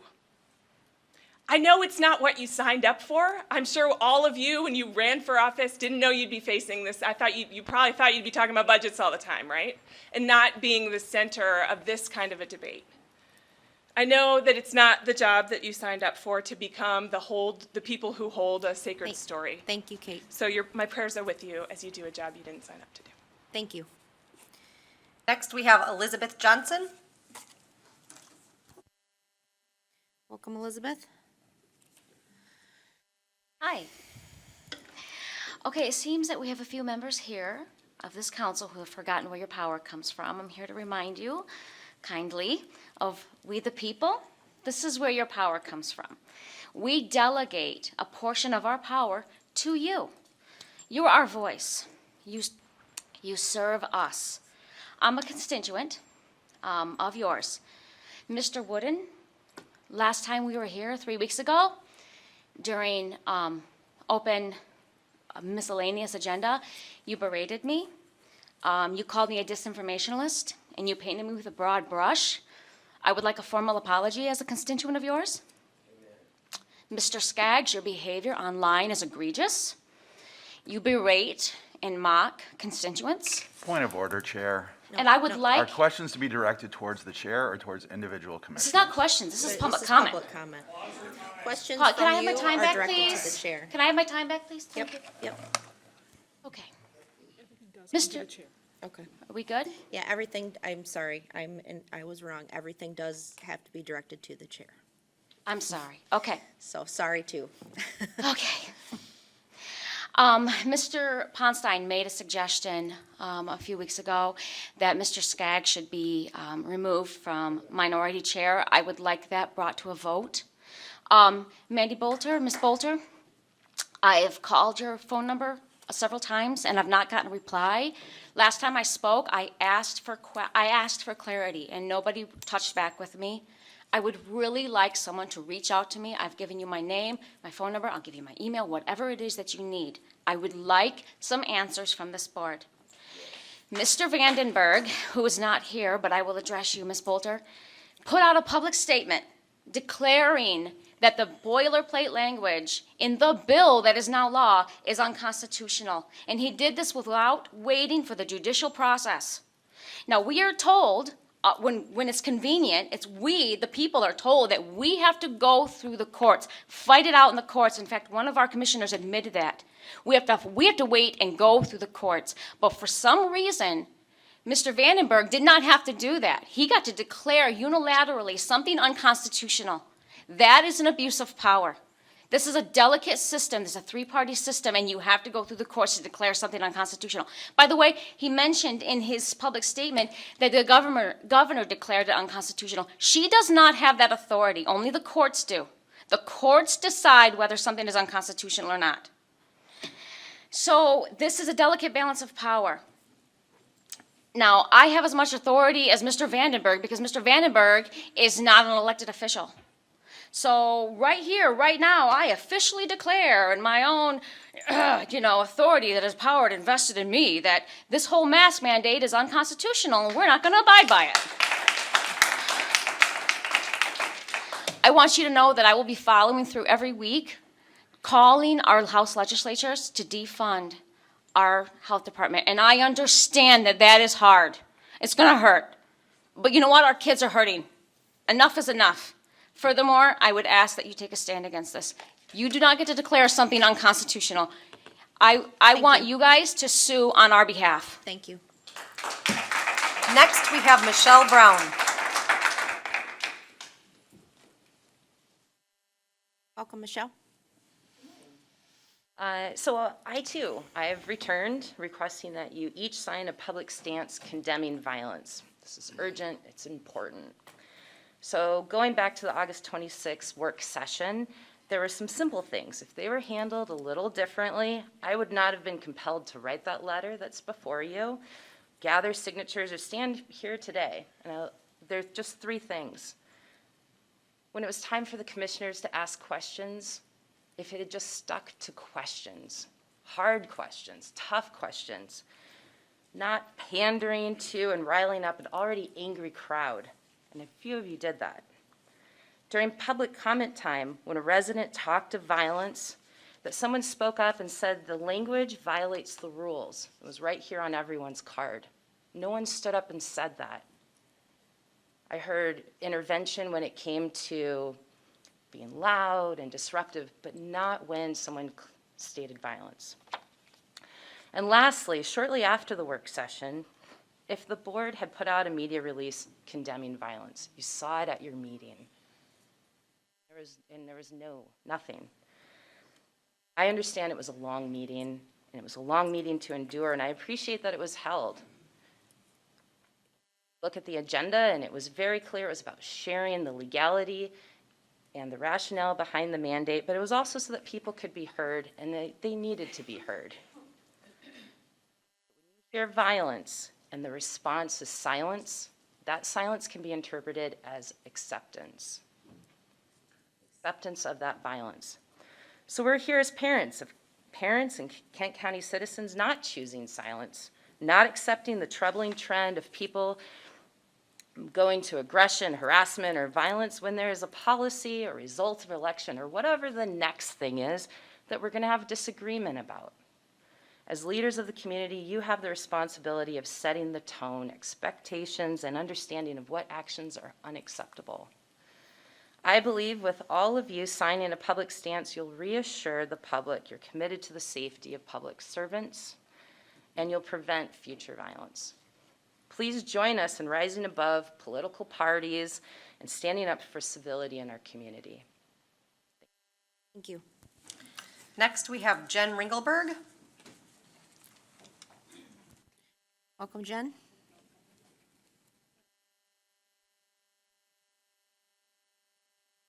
Good morning. Morning. Hello.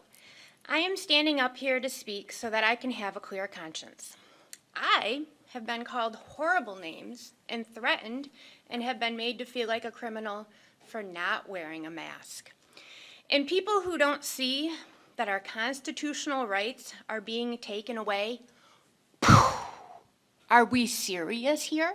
Okay, and people who do not see the severity in the situation that is going on, in the corruption that is happening, in the tyranny that is happening right now, wow.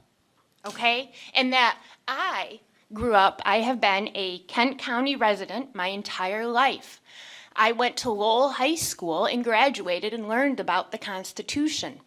I have attended a Kent County church where, yes, I learned about the Bible, and I read the Bible every day. And I know I have God-given rights, and I have the Constitution, and it is being taken away.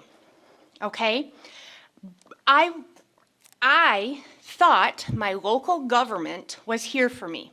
Boy, was I wrong. I thought we all believed in following the Constitution and law. Again, I was wrong. You guys do not care about me and my family.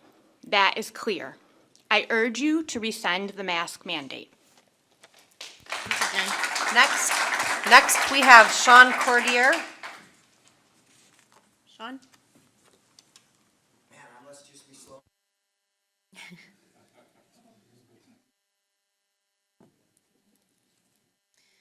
Hello again. Hello again. Hey, so did I miss, why were we not given an opportunity to comment on the Ready by 5? Because you're not a commissioner. So there's no comment, there's no discussion on that? You had the opportunity to speak to it in your first public comment related to board agenda items. So we don't get the opportunity You to can hear right the now if you want. information and then. This is any county matter, so. All right, so I'll hit that. Okay, go for it. You know, you guys, I don't know if you realize this either, but the Board of Commissioners is one of the oldest governing bodies in the United States of America. This was set up foundationally. You guys are missing the boat. You were given a perfect opportunity by Governor Whitmer to return a portion of the power that you have, that we consent to give you, back to the people by letting us make our own choice. And you failed to do that. I sat in that meeting too, where Adam London presented his data. And guess what? He had no data. He had a gut feeling. He had a sense of imminent danger. And so what did we do? We took the kids that are in the prime of their developmental life, and we stuck them into masks. And we took that power, that informed consent, that ability for critical thought away from the parents. You guys did that, right?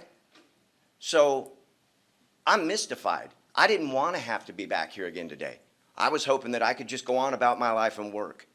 And instead, what I'm constantly confronted with every day are a group of people who have been given power by us, the people, and you're either inept, incompetent, spineless, or corrupt. Because over the past 2 years, we've seen no evidence in your ability to make a rational decision. You're still following CDC guidance. I watched Tom Antor give a very impassioned speech. Where was the comment on that from the board? Ready by 5, they won't be ready by 5 in masks because the data is already coming out that our children are being harmed by the masks. And you're harming them in the prime, and you're taking away from them their ability and the ability of the parents to form their own decision right at the outset of their life. Get it together. Give the power back to the people if you're incapable of following evidence. Thanks. Thanks, Sean. Next, we have Chuck and Amanda Early. Do you both want to speak together? No, actually, I'm here, ma'am, to say that a mistake has been made. We didn't plan on speaking today. Well, they are welcome. present. Welcome. Nice. Thanks for having you here. My apologies. Next, we have Albert Smith. Welcome, Albert. Good morning. Long-time listener, first-time visitor, and you have my condolences. Anyways, I'm here in an old term, one of the silent majority that supports our Kent County Health Department and our Kent County Health Commissioner, Adam London. You know, if I ever had surgery, I might look askance if the surgeon came in and didn't have a mask on. I'd really question that. And I don't know many surgeons that have keeled over in the operating rooms lately because they've been wearing a mask. Now, let's see the data on why masks are going to harm our children. Let's see that data, please. I did just go to my 50th high school reunion in Connecticut a couple weeks ago and was fortunate to drive through Canada on the way back. saved a lot of time, and it was very pleasant. What also made me think about, gee, the difference in Canada between going in there and getting tested and all the things they're doing and here in the US. How do things compare? Well, the population in Canada is about 10% of the US, all right? So we got 10% population. Their COVID deaths to date are 28,000 something. So let's multiply that by 10. That'd be about 280,000 deaths you might expect here in the US if things were similar. We're over 720,000 deaths right now. So where did those 400,000 deaths come from? Are they made up? Some people think so. Okay. Vaccination rate in the US right now, 52% are fully, or I'm sorry, 57% have had 2 shots.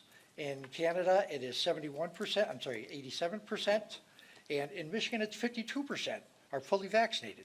So I tie that into the difference in deaths in Canada versus US. I think masks are a good idea. I think vaccine shots are a good idea. I just got my 3rd shot last night. Thank you very much, Myers. I got my flu shot. I think we often think that personal freedom here in the US overrides public good and public health. Let's think about all of us for once, and it's all of us. Thank you very much. Thank you, Albert. Next, we have DeAndre Jones.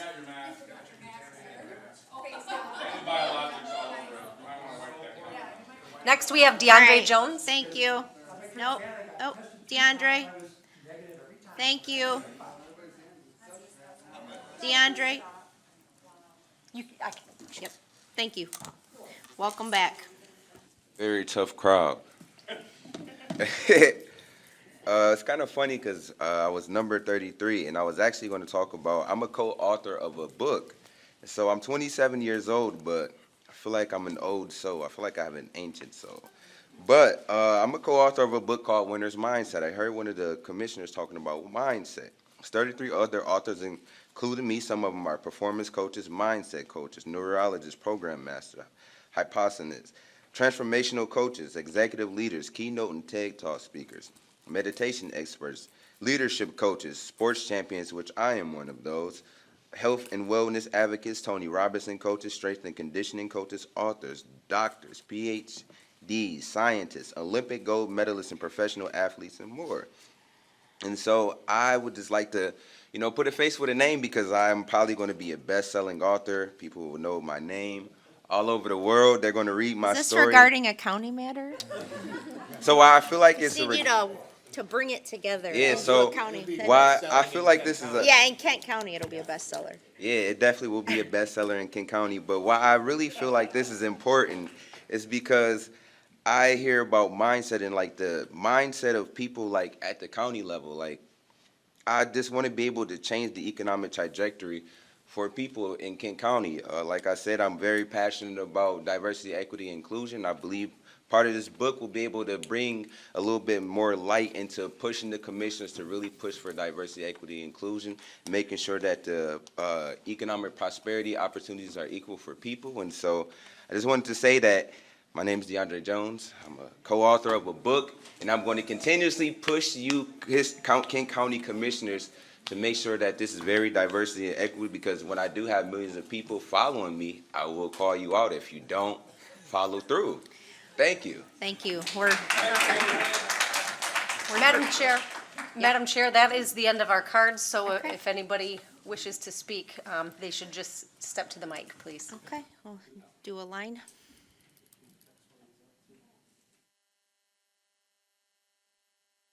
My name is Nick Prill, and I'm from Kentwood. The clerk is passing around a handout that I have for you guys, and it's a pocket United States Constitution. There's been a lot of talk of it by previous speakers here tonight, and I would simply submit that you guys have all forgotten your oath of office. You took an oath of office to the United States Constitution and to the state of Michigan Constitution, and to uphold all laws subject to that. We the people are tired. We're tired of our kids being manipulated for your political benefit. We are tired of watching you guys get dragged around your own barnyard by unelected bureaucrats. We are fed up. You were not elected. Your oath of office does not talk anywhere about worrying about people's feelings. It talks about upholding the Constitution and the laws. We still don't have a response from this board to the grievances we aired at the DeVos place. But somebody whose feelings got hurt can come to the meeting and demand you to condemn violence, and you quickly act on it. I am sick of it.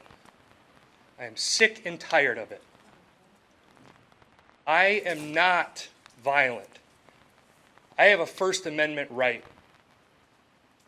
Everybody at the DeVos place had a First Amendment right that day, and they expressed it. When somebody says they're going to come after you, I can promise you I'm going to come after you too. But it's not going to be with physical violence. So let me clarify that before Mr. Skaggs tweets me out as an insurrectionist. I will come for you by the means of lawsuits, recall petitions, and your surety bonds. You guys answer to the people. Your power comes from the people. You need to take it seriously and uphold your oaths. Lastly, under Article 2, Section 4 of the Michigan Constitution, any voter has the right to request an audit of the election, and I would like to officially, on the record today, ask this board that I am exercising that right, and I am formally asking you for a full forensic audit of the November 2020 election here in Kent County, and I expect a formal response from the board on that request. Thank you. Thank you, Nick. Anyone else wish to speak on county matters today? Good morning. Citizen. I spoke to you on September 9th as well at one of the meetings here, and I specifically asked Madam Chair that you respond to 3 specific questions. I asked you questions. I gave them to your clerk in writing. I followed up with an email to your clerk in writing. I have had a response from the clerk telling me that I must now speak to your legal department to get an answer. No, they don't work for me. You guys do. You've been elected by us. You owe me an answer. I'm really appalled at all of these people here that say they've been asking you folks questions and none of you are responding. What's going on? Are you aware of this, ma'am? I asked your clerk to CC me every letter that she wrote to anybody that was involved in my questioning. I have not received an email response from her showing me anybody else has been alerted to this, other than she's told me she alerted the legal department.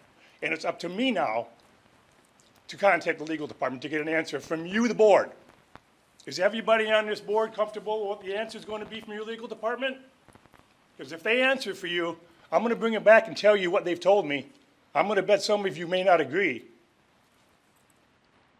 How many of you seen my emails? Anybody? Has this clerk shared those with you? I asked her to. Not a one. Not a one of you has responded to me. Wonder why the people are pissed off.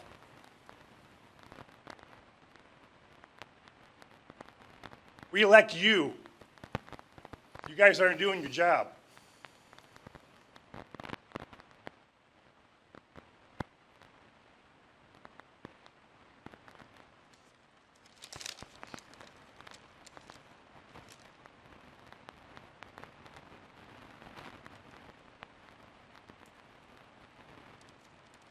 I don't believe you're going to forget that I was here either. I'll be back next week. 2 weeks. Thank you, Dwayne. Anyone else today?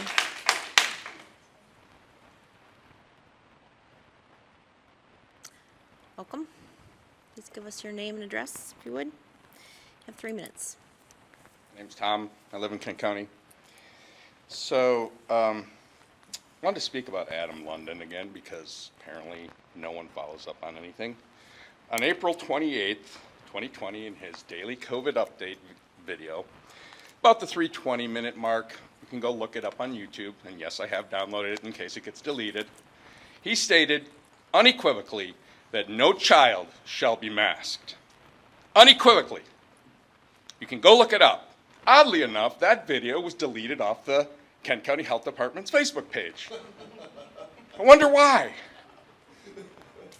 That's all I have to say. Thank you, Tom.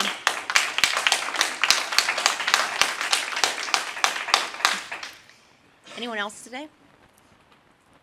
All right, seeing none. Oh, go ahead. Change your mind? I'm born and raised in Montcalm County. I've lived in Kent County for maybe 5 months. Been married to this wonderful. You're Amanda, right? Amanda, Yep, yes, Amanda okay. Early. Okay. I do not like this county. I do not like anything you guys do for my children. I have one in elementary, one in middle, and one in high school. Everything I read says kindergarten through 6th grade. Why is my high schooler wearing one? You say that they are not harmful. My kids have rashes behind their ears. My high schooler is breaking out in the mask area. I want them off my children. I don't like it, and I will be quick to move out of this county as quick as I can when my husband is able to. I have nothing nice to say about anything. I hear nothing nice about Adam London. I don't know this man. I'm very new, but all the research I've done, I hear nothing good about him. We the people, listen to us. Take them off our kids. You want to wear it? Wear it. Bless you. Don't force me to do something.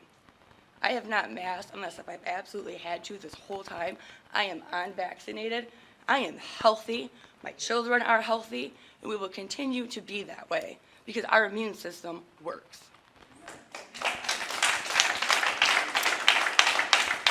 Thank you, Amanda. Good morning. Please give us your name and address. I'm Diana Wells. I live in Kent County. I just want to say to this board that I think that at the very least, what you guys could do is communicate to Adam London that you as a board, as a county, cannot accept any funding until he removes the health order that he put in place. I think that that's fair, because you'll only be acting according to the law. Thanks, Diana. Anyone else today? Good morning. Please give us your name and address. I've talked to Mr. Antor, Mr. Green, some other people, Mr. Ponstein, and I'm not normally the kind of guy that comes and gets involved directly with this sort of stuff. I hope that people do the right thing, which I've talked to a few of you, and I know your hearts. One of the people earlier mentioned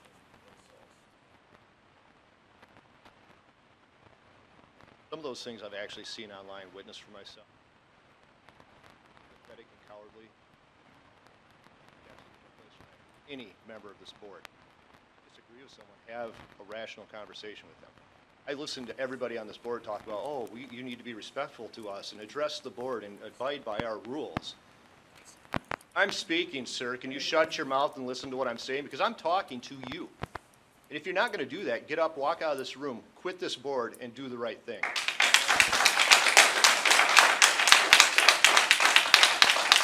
And to preempt your childish behavior, do not dare put yourself online demeaning me and making your childish comments as you did after the DeVos Place meeting to people that spoke. You guys have a duty to listen to the constituents, whether you agree with them or not. I don't agree with some of these people said, but I'm not going to walk out of here disliking, hating them, or insulting them when I speak to my wife about what took place at this meeting. I'm going to explain to her what they said and what everyone else said. I'm not going to insult them or act childish about it. They can disagree with me right now. They can sit back there and make these little motions like they're brushing off the comments. That's fine. I'm not going to stoop to that level. You guys have a responsibility to us as taxpayers. If you're unwilling to do that, if you're unwilling to take that responsibility, make those tough decisions, make those tough calls, call out people that you have authority over on our behalf, get out of your position. It's not all sunshine and happiness for you. And if you're not willing to take that responsibility, leave. Adam London has been caught on black and white texts or emails talking to the superintendents, one of which is the Rockford school system where my children go. And we are dealing with that there to get Scheibler out before his retirement date because he's lied to us. He and other superintendents bullied and harassed your health director into making the decision that he did. He can lie to you and to the public all he wants and say he was looking at data and all this other crap. It's in black and white and on paper. He lied to you. And then, in another act of cowardice on behalf of a county employee, he won't show up to meetings, he won't answer questions. Where's your county administrator? Is he in this room? So he puts out a statement he had no business making, with nothing to back it up. You have one, Mr. Womack left for whatever reason. He's not here to listen to these comments. I don't know what's so unimportant about the public comments that he doesn't think it's necessary to be here. That's ridiculous. I'm with these parents that have, or these other people that said, we're fed up. We're not condoning physical violence or assaultive behavior, but we're done with being ignored. Do your damn jobs. Thanks, Dave. Anyone else here today? All right, seeing none, we'll move on to the administrator's report. As many of you know, Al is not here today because his father died yesterday morning. So Jenny, could you please give the administrator's report on his behalf? Happy to do that. This is the first of ongoing reports that we're going to include on the board agendas to make sure the commissioners have updates on activities going on across the county. We're going to work with you to develop other tools that you think would be useful to make sure you're getting the information that you need. And we're also going to be engaging with our local townships, having meetings with them on a regular basis. So we'll keep you in the loop on that. Wanted to let you know we're continuing to work on the 2022 budget. We have a work session coming up next week, and then in early November, public hearing, and in the middle of November, we'll bring the budget to the board for your adoption. Any questions on that, you can bring those to us. We also continue to work with shelters in our community on isolation sheltering. The numbers of people experiencing homelessness who are COVID positive have increased a lot, so we are working together with shelter providers to meet the need now and in the coming months, so we'll just keep you in the loop on what's going on with that as well. And last, you approved earlier today for us to apply for a Build Back Better Challenge grant. Wanted to let you know that the Right Place is also submitting a Build Back Challenge grant. Theirs is focused on manufacturing competitiveness and inclusive growth. We're going to submit a letter supporting their application, and they're submitting a letter supporting our application with a goal of getting as much economic development administration dollars into Kent County as we can. So just wanted to keep you in the loop on that. And Tim is here, is always available to answer any questions about the Right Place application. And I'll leave it at that. Great, thank you so much. On to commissioner reports. Do we have official commissioner reports today before we move to miscellaneous? Commissioner Brevy. Thank you, Chair Bolter. I have two reports. The first one comes from the Board of Public Works. We recently were allocated $4 million in the state budget, and I just wanted to thank our state senators, Senator Brinks and Senator Nesbitt, also our state reps, Tom Albert and Brian Postumus, for the appropriation, and that will support infrastructure development at the Sustainable Business Park. And speaking of that, our director is continuing to work with stakeholders on the subject of the Sustainable Business Park. He's meeting with members of the chamber. He has met with members of the chamber, and also is going to be meeting with our township supervisors too in the near future. So that project is moving along, and there's lots of things to check off on the way. So we're continuing with that. The next item too is from the Grand Rapids Public Museum. I get to serve on that board, and we had a meeting last week. One of the things that happened at that meeting was we kicked off a multi-phase fundraising project, and that'll happen over a number of years. But the museum is kind of ripe for some improvements, and they want to make it a museum for all. And one of the projects that's part of that too is with the river restoration. And they're going to be a great opportunity site for that, where citizens can access the river right at that point, and it'll be a good experience for all. So look forward to more information on that fundraising opportunity in the near future. Thank you, Commissioner Brevy. Commissioner Steck. Thank you, Chair Bolter. Just a couple of reports. First, Commissioners Coleman and Hennessy and I almost finished up a long week of work with the Senior Millage Allocation Committee, going through, I think it's 36 different agencies and over 50 different programs that we've reviewed and evaluated for funding under the Senior Millage Program. It's always an interesting and enlightening experience for us to do that. I would say a couple of takeaways this year. One, it's just a great innovation that is being implemented through the coordination of the RIDE link system. It'd be great to see some of that explained, but it's just an incredibly sophisticated software package that's now being used to coordinate all of the riding systems and requests we have across this county.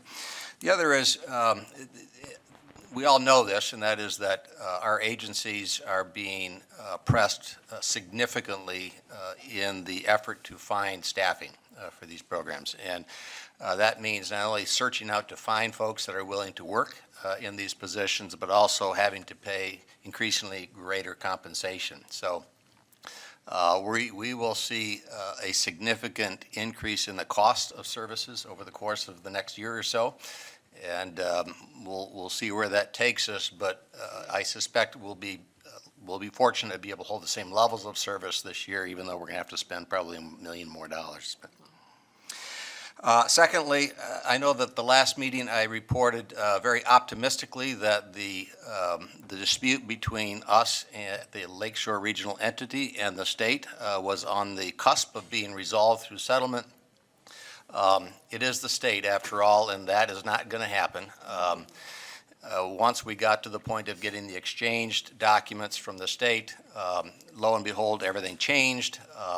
It is an incredibly frustrating experience dealing with the state, and I have to say we're probably right back into litigation. It's likely that the lawsuit with the state will go back down to scheduled trial in the Court of Claims, and it will be at least months and months before we know where that takes us. So wish I had better information for you on that, but it's back to ground zero or lower. Thank you, Commissioner Stepp. Commissioner Green. Thank you, Madam Chair. I just wanted to provide the board with a brief update on the broadband subcommittee, which I am chairing. We've met several times over the year, but it's been a while since I've given an update with you folks of where we are. Membership from this board is myself, Chair Bolter, and Commissioner McLeod. We also have a lot of members from the internet providers, the road commission, the drain commission, the Right Place, and some other key county staff. We've been meeting through the year. We've kind of laid the groundwork and identified the needs that I think everybody in this room would probably agree on when it comes to broadband, that we need to have a long-term solution. The pandemic and everything that happened last year with remote and virtual learning and telehealth and that sort of thing really underscored that. So we've kind of identified that with the group. We took some time to meet with locals from our townships and find out, what their appetite was for different funding mechanisms and, approaches and that sort of thing. And now we're sort of at the point where we want to make sure that we implement a comprehensive plan that's going to work for the long term, that we leverage the best use of not only county resources, but whatever other resources from the state and federal governments that might be out there. And obviously those conversations are changing as different things happen in Congress with infrastructure funding and that sort of thing. So we're at the point where we're planning to bring in a consultant to assist with the process moving forward. And our next steps are really to meet with that person and find out where we're going to head in the next few months. We hope to have something to bring back to this board by the end of next year. And a comprehensive plan that'll hopefully last for the next decade or two at least, to try to solve this problem, not only access but affordability, to the extent that we can help in that way too. So just a brief update on where we are. If you have any questions, I encourage you to reach out to me or Commissioner McLeod or Chair Bolter. Thank you. Thank you, Commissioner Green. Commissioner Skaggs. Thank you, Chair. Just want to report from the Ready by 5 Resident Proposal Review Board. We met for 3 days over 2 weeks ago, vetted over 31 grant proposals, and ended up authorizing $15 million over 2 years. My understanding is that will come before this board in a couple of months. The programs that we authorized were included home visits by health professionals, child safety issues, play and learn programs, developmental screenings, et cetera. I think I said this last time, but a big thank to everyone who's on that committee, especially our volunteer parents who really give us incredible insight, and all of the staff at First Steps. Thank you, Commissioner Skaggs. Commissioner Jones. Thank you, Chair Bolter. First, I want to bring up Parks. Wouldn't be a meeting if I didn't. So grateful for Kent County Parks and what they're doing and what they're pursuing, wanting to make sure that the board does have on their radar potential land acquisitions that could be coming down our way in the near future from Cannon Township to keep your eye on. There's properties out there that have potential to be added. And there was a presentation at the Finance Committee on grants that are being pursued, significant grants, and I suggest those who might be on legislative, if you haven't stopped to watch that recorded, if you didn't attend, to please take the time to do that, because all of those pieces eventually will come here. Just wanted to make a note, too, that a number of us attended the MAC annual conference that happened at the end of September. Recognize Commissioner Ponstein, who is one of the leaderships of positions in MAC. Grateful for his time there and continues to serve in that role. And it was a conference that was time well spent. A lot of good educational pieces come down that will make us all better commissioners. We'll be sharing more details at a later time. Thanks. Thank you, Commissioner Jones. Any other official reports today before we move to miscellaneous? All right, seeing none, just want to remind everyone for miscellaneous, your comments are directed to the chair. Who has miscellaneous today? Commissioner Coleman. Thank you, Madam Chair. I would just like to let you know, Chair, I know you know some of this, but that multiple times that I have, in the course of the last 2 months, condemned violence, including, that a public Facebook post. I know, different forums don't often, have a large audience. And then I saw the statement that you put out, Madam Chair, condemning violence in our community.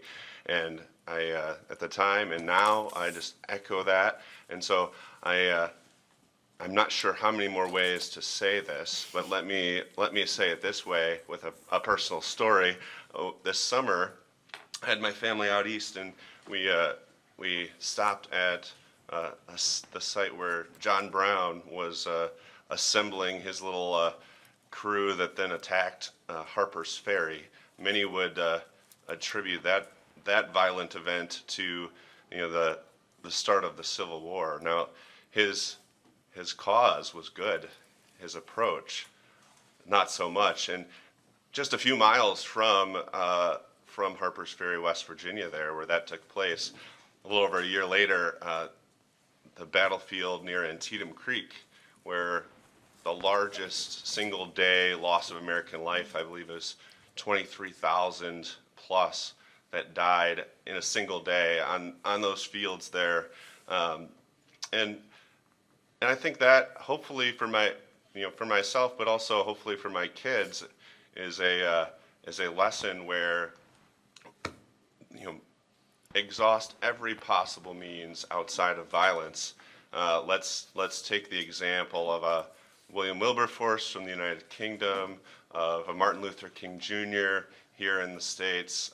Let's take those examples of what can be accomplished without violence and use that. And then I would add that there were a couple at that meeting on the 26th of August that I felt like their rhetoric was wrong, and yet I won't take the comments of a few and attribute that to what was more than 100 people at that meeting, and I think that is an inappropriate leap if we take the comments of a few and then cast aspersions to the rest. And so I would just urge us to continue to work on the issues that kind of underlie many of these. One of the big things, I think, and I've begun some work with Commissioner Steck to try to start thinking through addition to our legislative priorities, how can we tell our state legislators specifically, some ideas around solving the governance problems of the public health code? And so that's something that I think I will, and I hope many will join me in continuing to work on. Let's work through the democratic process and channels. That's the appropriate way we get things done, and let's do it. Thank you, Commissioner Coleman. Any other commissioner miscellaneous today? Commissioner Green? Thank you, Madam Chair. And I'd like to echo some of what Commissioner Coleman said. I join him in echoing your statement that you made regarding violence, but I also made a statement of my own on social media, but I know most of the folks in the county do not follow me on social media, and some of my colleagues do not either. So I wanted, if you'll allow, to read that brief statement now. So many of the issues that face our community, our state, and our nation have fallen victim to partisan politicization over the past 18 months. None of us will agree with each other 100% of the time, nor should we. But when it comes to matters of our health and well-being and the health and well-being of our families, it's natural for tensions to run high. But it's critical that we as a community hold ourselves to a higher standard of debate and discourse. Threats of violence and acts of violence are never the answer, and we must all condemn them in the strongest terms. Almost as importantly, we can and must argue issues without reducing ourselves to threats of violence or acts of violence. We can and must learn once again how to disagree without being disagreeable. That's important because I think that this board has lost its way in that at times. In times when our passions and occasionally our tempers run high, the latter can be hard to achieve. But achieving it is an honorable goal and one we should relentlessly pursue. It's my hope that we can work to see past the partisan messages that are being spoon-fed to us by the powers that be. I hope that we can take a moment to put down our phones, turn off our televisions, and have honest, transparent conversations with our neighbors. I know in my heart of hearts that there's still hope for our great country and for this great community.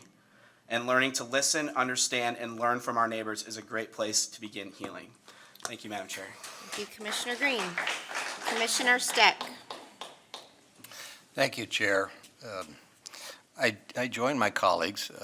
Certainly, Commissioner Coleman has articulated well the condemnation of violence through history. And as a history major, I'm inclined to follow up with many more examples, but time would probably run out on me. Please don't. And Commissioner Green, for your passionate confirmation as well, that we achieve very little through violence. We do achieve a lot through thoughtful, respectful dialogue with all of those in our community with whom we hear, whether we agree with them or not. So I empathize with those who have suggested that maybe we sign yet another statement against violence, and maybe there'll be another one yet the next week, I don't know. But for me, it is sufficient to have articulated very promptly a condemnation on my posting as well, and I'm sure Commissioner Green does follow that one.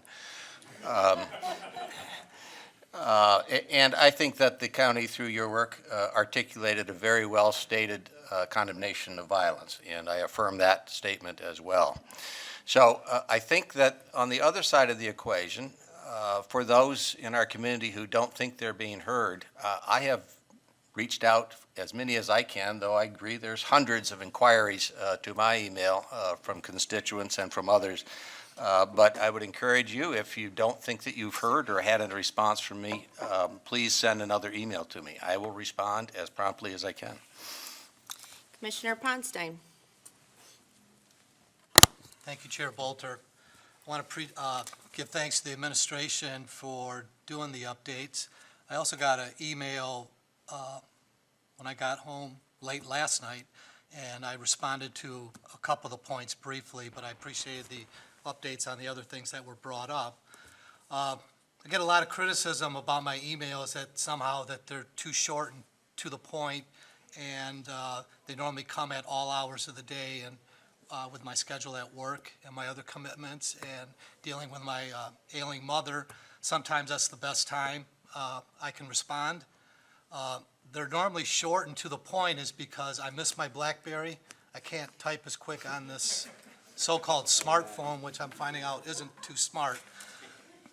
But I do want to comment on one thing that was brought up in the administration report today about the Build Back Better money. And it seems like, I've never say don't go after grants, but just the amount that's going after. And, we say that we got a grant in from the right place to, work on economics and economic development. I would hope that we've been doing that the whole time, the right place is there. Because at the end of the day, we're trillions of dollars in debt in this country, and we're adding to that every single day. And I just hope that there's an economy left when that bill comes due. So, to my two miscellaneous points is, so people don't get it in a short email and to the point. About a couple months ago, at the Legislative and Human Resource meeting, we had a report from our coroner that gave quite a, I don't want to say grave, but just highly disappointing report on the conditions that he has to work through, the sanitation and the safety of that facility. And if he ever retires, he doubts anyone would even come to Kent County to work in that environment that is there right now. And I've asked a couple times, and I've sent an email on that what's going to be done. I mean, that's a capital project. I mean, if it's really in the state that he is, we should all be ashamed that we've got employees working in those conditions. And I'm still waiting for the report on what that plan is to rectify his concerns that he made to the commission, and I have yet to hear anything about that. And then finally, every day there's talk about our COVID response, and hopefully it's starting to come to an end. We can cite our faults each way. But the comparison that I want, and hopefully someone can develop, is that I want to say probably 8-10 years ago, we had an emergency management team at the Sheriff's Department, and one of their goals is if we had a pandemic, how could we best address that? What I would like staff to do is pull that report from the emergency management team, which was made up of community members all over, and take a look at what they recommended, and then what we actually did when a pandemic, and see if there's any lessons learned, or maybe what the emergency management team was wrong. That was a lot of money we spent on studies like that, on different scenarios. So I would like to see the results of that report compared to what we're doing now, and see if there's better or lessons learned from that. Thank you, Chair. Thank you, Commissioner Ponce. And Commissioner Bolkowski. Thank you, Chair. Speaking of history, I'm going to pass out a history lesson when I'm done talking, just so you don't read it and you pay attention to my wisdom right now. But the history lesson is that in this room, 25 years ago Sunday, I was here on that side of the podium, and this history will show that I actually didn't speak at that meeting, which is a surprise to many. I wasn't there. You weren't, and it doesn't show, exactly. We would think you were with your age and wisdom, Commissioner Morgan, but you weren't 25 years ago. But 25 years ago, this commission voted no on the creation of a countywide transit authority. 25 years ago, October 10th, it happened. And as a good Monday morning quarterback, I think we did the right thing 25 years ago when we voted against that, because it was a pretty bad plan. It was a 1 mil levy across the county, no equity, a lot of issues 25 years ago. But now it's 2021. We have too many places in this community where the lack of a countywide mobility plan and a countywide mobility service has a lot of hindrance in people's qualities of life, people's opportunity to make a living, both as owners of companies as well as employees. You can't get to Gaines Township and the new Amazon plan from here unless you take a bus and then take a bike in this rainy weather, or you walk that 2 miles from the border. You can get there if you have your own car. A lot of people either choose not to have a car, can't afford a car, or because of other issues, don't have the ability to drive. So as a county, and we're doing great things. I mean, Commissioner Steck mentioned the issues with RideLink and seniors and EcoLane, which is the new software. I am in those meetings and I see that this is some really great stuff that we're doing as a community, and it's still lack of really addressing the full need. And to quote somebody who I did have great respect of at the time and continue, but I haven't heard from him. I hope he's still amongst the living. Larry Silvernail, who was the Byron Township supervisor, who was quoted that day as saying that no one is opposed to expanded service if there is a need. Well, I implore us, Madam Chair, to explore the need and to address the need, not with 40-foot buses, because I don't want to see 40-foot buses out in the townships. I want to see good mobility services of a 21st century variety. So that's the history lesson. So I'll pass that out in a minute. Real quick, related to the whole mask piece, I continue to state unequivocally that I do support Adam London and his order. I do believe he has the authority to do so. I do believe the biggest difference that we face today is a community health crisis.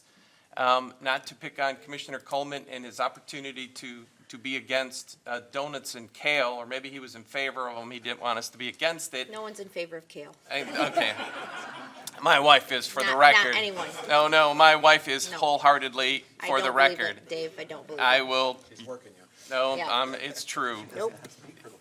She does not. But that being said, it is a community health crisis where, obesity is an individual health crisis, lots of individual choices. COVID is a whole different cat. We pass it to each other. We've learned a lot, and we still, unfortunately, have a lot to learn about how we do that. So I am going to continue to support wholeheartedly Dr. London and his team, and that's where I'm at. So thank you so much, Madam Chair.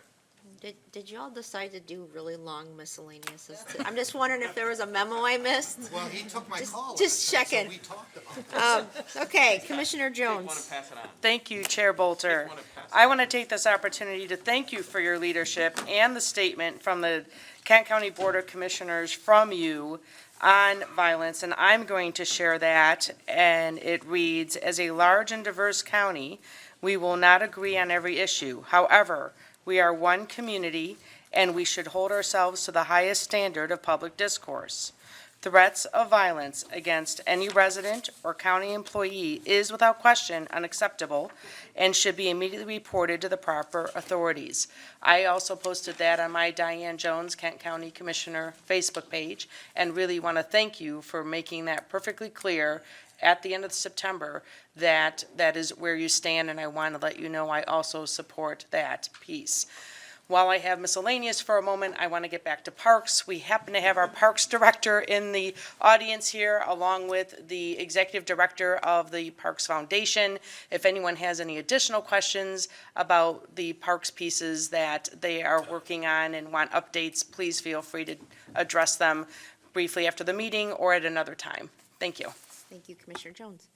Anyone else today? Commissioner Antor. Thank you, Madam Chair. I wanted to thank everybody that showed up. It is nice to have people, regardless of what side you're on. And like the group over here, I do abhor violence and threats, as we all should. And I, as a 14-year police officer, that was part of my job. And it was always kind of the reason why I got into police work, was to help protect people. I think that's the reason all the police always use, we want to protect people. And that holds true. But one of the things that, as county commissioners, we also have a responsibility to uphold the Constitution of the state and the federal government in the spirit of both those constitutions and the laws within. And so my responsibility as a county commissioner, I can't go out and protect anybody, but I can make sure that the people that are in place protect those that are getting threats and violence. In this case, I would go to either Chris Becker or our county sheriff. The problem is, we can keep talking about threats and violence, right? That's what we do, because, my God, they're not doing anything because of threats and violence. And what are the threats and the violence? Everybody's talking about history. I'd rather talk about a nursery rhyme about the little boy that cried wolf. We can't just say, I'm getting threats. Okay? And if you're getting threats, death threats, several of them, against you and your family, and you don't do anything about it, I'd have to question, one, why aren't you doing anything about it? Are you afraid to file a police report? Because we know if you file a police report, and it turns out to be something that can't be validated or didn't happen, you could be charged with a felony if it's a felonious report or a misdemeanor. All I wanted to know from the beginning, did Adam London receive threats death threats against him and his family? If that isn't a legitimate question at this point, what makes it legitimate is he never filed a report, not on paper. He went in, may have spoke to one of our officers, say, hey, this is what happened to me. You got to file a report. Now I'm not going to file a report. I don't understand why we're all missing this. You know, we see that all across the country, people making statements, inciting riots because I got beat up, whatever. They can say anything. We thought because of political correctness, we automatically assume that really happened. I'm assuming this did not happen. Why? Because I checked. I don't know what jurisdiction he was in. I don't know the nature of the threats. I don't know if the threats came in phone calls, emails, texts, personal. I know one lady tried to run him off the road twice. And I had asked all my fellow commissioners and anybody in the audience, if you're doing 70 miles an hour down a highway, and you have someone trying to run you off the road at 70 miles an hour, what's the first thing you do? You or your wife? You're on the phone. I've had it happen to me. I'm not saying they're trying to kill me. I'm sorry. Sorry about that. Keep it at me. Yes, that is a rule, and I apologize for that. Sorry, yep. But generally speaking, we would dial 911, and I actually did that one time. Not only did I dial 911, but I followed the vehicle. And even though the state police said back off, because I was doing way over the speed limit, but I wanted to make sure that person was caught.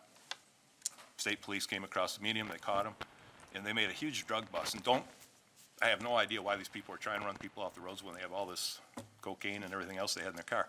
But the point is, it was a reasonable thing for me to call 911. For our health department director to cite this, my guess is he got in a position he needed some cover. This is just, you know, because he's done some things with KISD, very questionable. It took FOIA requests to finally disclose that. Now what does he do? I got to get these guys to take the eye off this whole situation. I think, what about my life? What about my kids' lives? That's fine. If you're going to do that, you better file. Now we had to create some. Val created something. If you get death threats, we're responsible for calling it in. That's been derived from this whole situation. We shouldn't have to come up with a memo telling people if you get death threats, you need to report it. That makes us look really foolish. I get it. Al's new, and he's doing what he can, but he's probably shaking his head too. So I have always liked Adam London. I'm totally, completely, 100% against these mask mandates for kids. There is a thread of evidence anywhere saying it's a good idea. In fact, we have evidence now it's coming out, it's a terrible idea, including the World Health Organization. Mental health issues, physical health issues, people that have these little cloth blue Petri dishes on their face. What are you doing? Dr. Fauci said, waste of money, waste of time, don't do it. Until he got cornered and pushed into a corner and said, well, you know, I changed my mind, the science has changed. Let's take the masks off the kids. The rest of this will go away. Go anywhere right now, nobody's got masks on, okay? And yet the least vulnerable of our entire population, including my grandson who's 3, needs to wear one. How counterintuitive is that? How ridiculous is that? Put the mask on kids, but let's put COVID patients into nursing homes, according to our health department, and according to our governor. California, New York, New Jersey, Pennsylvania, and Michigan. 5 states that did that. Think about their governors. They're not pro-life. They have a history of being adamantly pro-choice.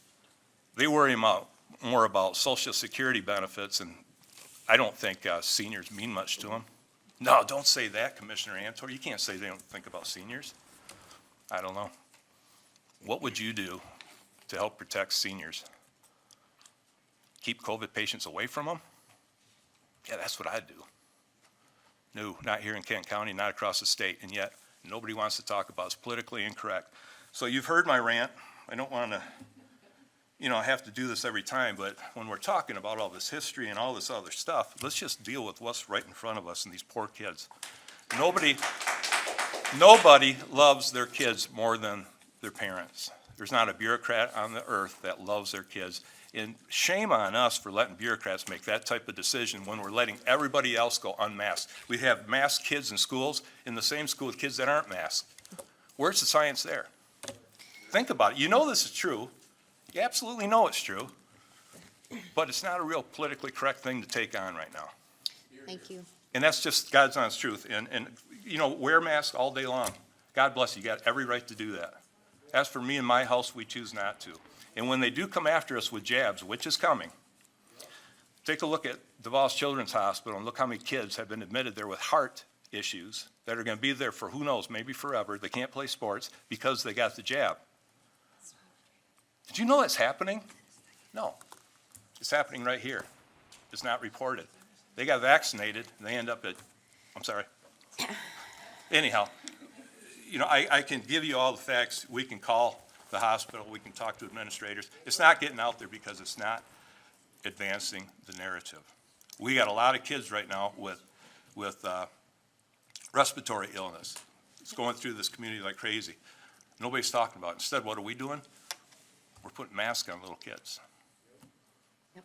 Counterproductive. Anyhow, you guys, I may not answer all my emails, but I have talked to groups across Kent County and beyond.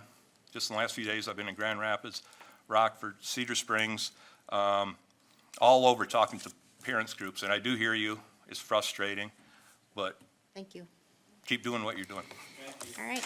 Any other commissioner miscellaneous? Commissioner Brevy. Thank you, Chair Bolter. I just wanted to let you know I appreciate your leadership and the statement that you sent out a couple weeks ago regarding the opposition to violence.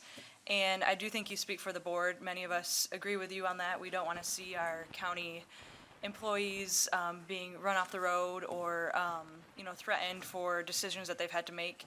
No one signed up to work through this pandemic.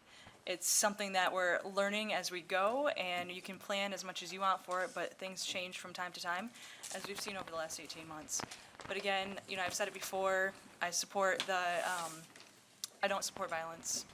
I'm not going to sign the petition. I don't sign petitions, but I do not support or condone. Commissioner Morgan. Yeah, real quick. Appreciated your letter. I even wrote you a text. I appreciated the timing of that. You are the spokesperson for this board. Appreciate that. Hope everybody realizes that. That's part of her job description. Public comment. I think of Norman Rockwell painting, the guy standing up and addressing. They have a right to speak, and they have a right to come. It's an emotional issue. We all get that. But they have a right to come here and air their opinions. And, yeah, it gets a little emotional. But I still believe that they have a right to come, and we have an obligation to listen to them. Now, this is to the legislative committee. I've never sat on the legislative committees. But, I've always been on the finance committee. You want to swap? No, I'm more financial. Yeah, noted. I'm more financial than legislative, but I understand statutes. Maybe my understanding isn't probably deep enough, but there's existing statutes, and within that statute, there's specific ways to amend that statute, right? I mean, am I on the right track here? And I think if there is a specific way to amend a statute, then why doesn't our legislature follow that and try to amend that statute? So that's my question. I'm just wondering where the legislature is on this, and I know that if they're hell-bent on changing a statute, find out how to amend it and amend it. So, that's it. Thank you, Commissioner Morgan. Commissioner Teal. Thank you, Madam Chair. I just want to echo my colleagues in saying that the statement you put out condoning violence is, my understanding is the statement of the board unless we disagree and state otherwise. So I agree and I condone violence. Agree or disagree with the mask mandate, Adam London has the ability to do his job in a safe manner. And then on a positive note, I did want to say that we are still collecting diapers to put all those out to our pantries. We're going to be doing that until the end of the month. I've gotten some from a few of you, and I just think we can make a really good dent in this need within our community. So I think we should try to turn our efforts to something a little bit more positive, and I welcome you all to join me. Thank you. Thank you, Commissioner Teal. Any other commissioner miscellaneous today? All right, seeing none, I have a couple items. I want to first mention Al Vanderberg's family, and Al is in, I hope, all of our thoughts and prayers. His dad died yesterday morning at 4:45. It was unexpected, and we are thinking of the Vanderberg family today, though he couldn't be with us, and hope that they are getting through this. Commissioner Womack presented me with a note as on his way out that he had a doctor's appointment at 10 a.m., so that is why he had to leave today. Yeah, and regarding the statement on violence, I think it's very unfortunate that it's not obvious that we have to restate something that's against the law. This is sad. I get it. People don't, know who to believe anymore. I get it. But, should be pretty obvious. We condemn any acts of violence, anything against the law. Lastly, Commissioner Bulkowski, I feel your pain literally on the disability and access issue, since it took me forever to get into this building with my cart and my boot, and hope that we can get out of this building at some time soon. So thank you for that. With that, I will ask Commissioner Morgan for a motion. Thank you, Madam Chair. I'd like to move to adjourn, subject to call of the chair, to Thursday, October 28th at 8:30 for a meeting. Support. Moved by Commissioner Morgan, support by Commissioner Breve. All in favor, say aye. Aye. We are adjourned.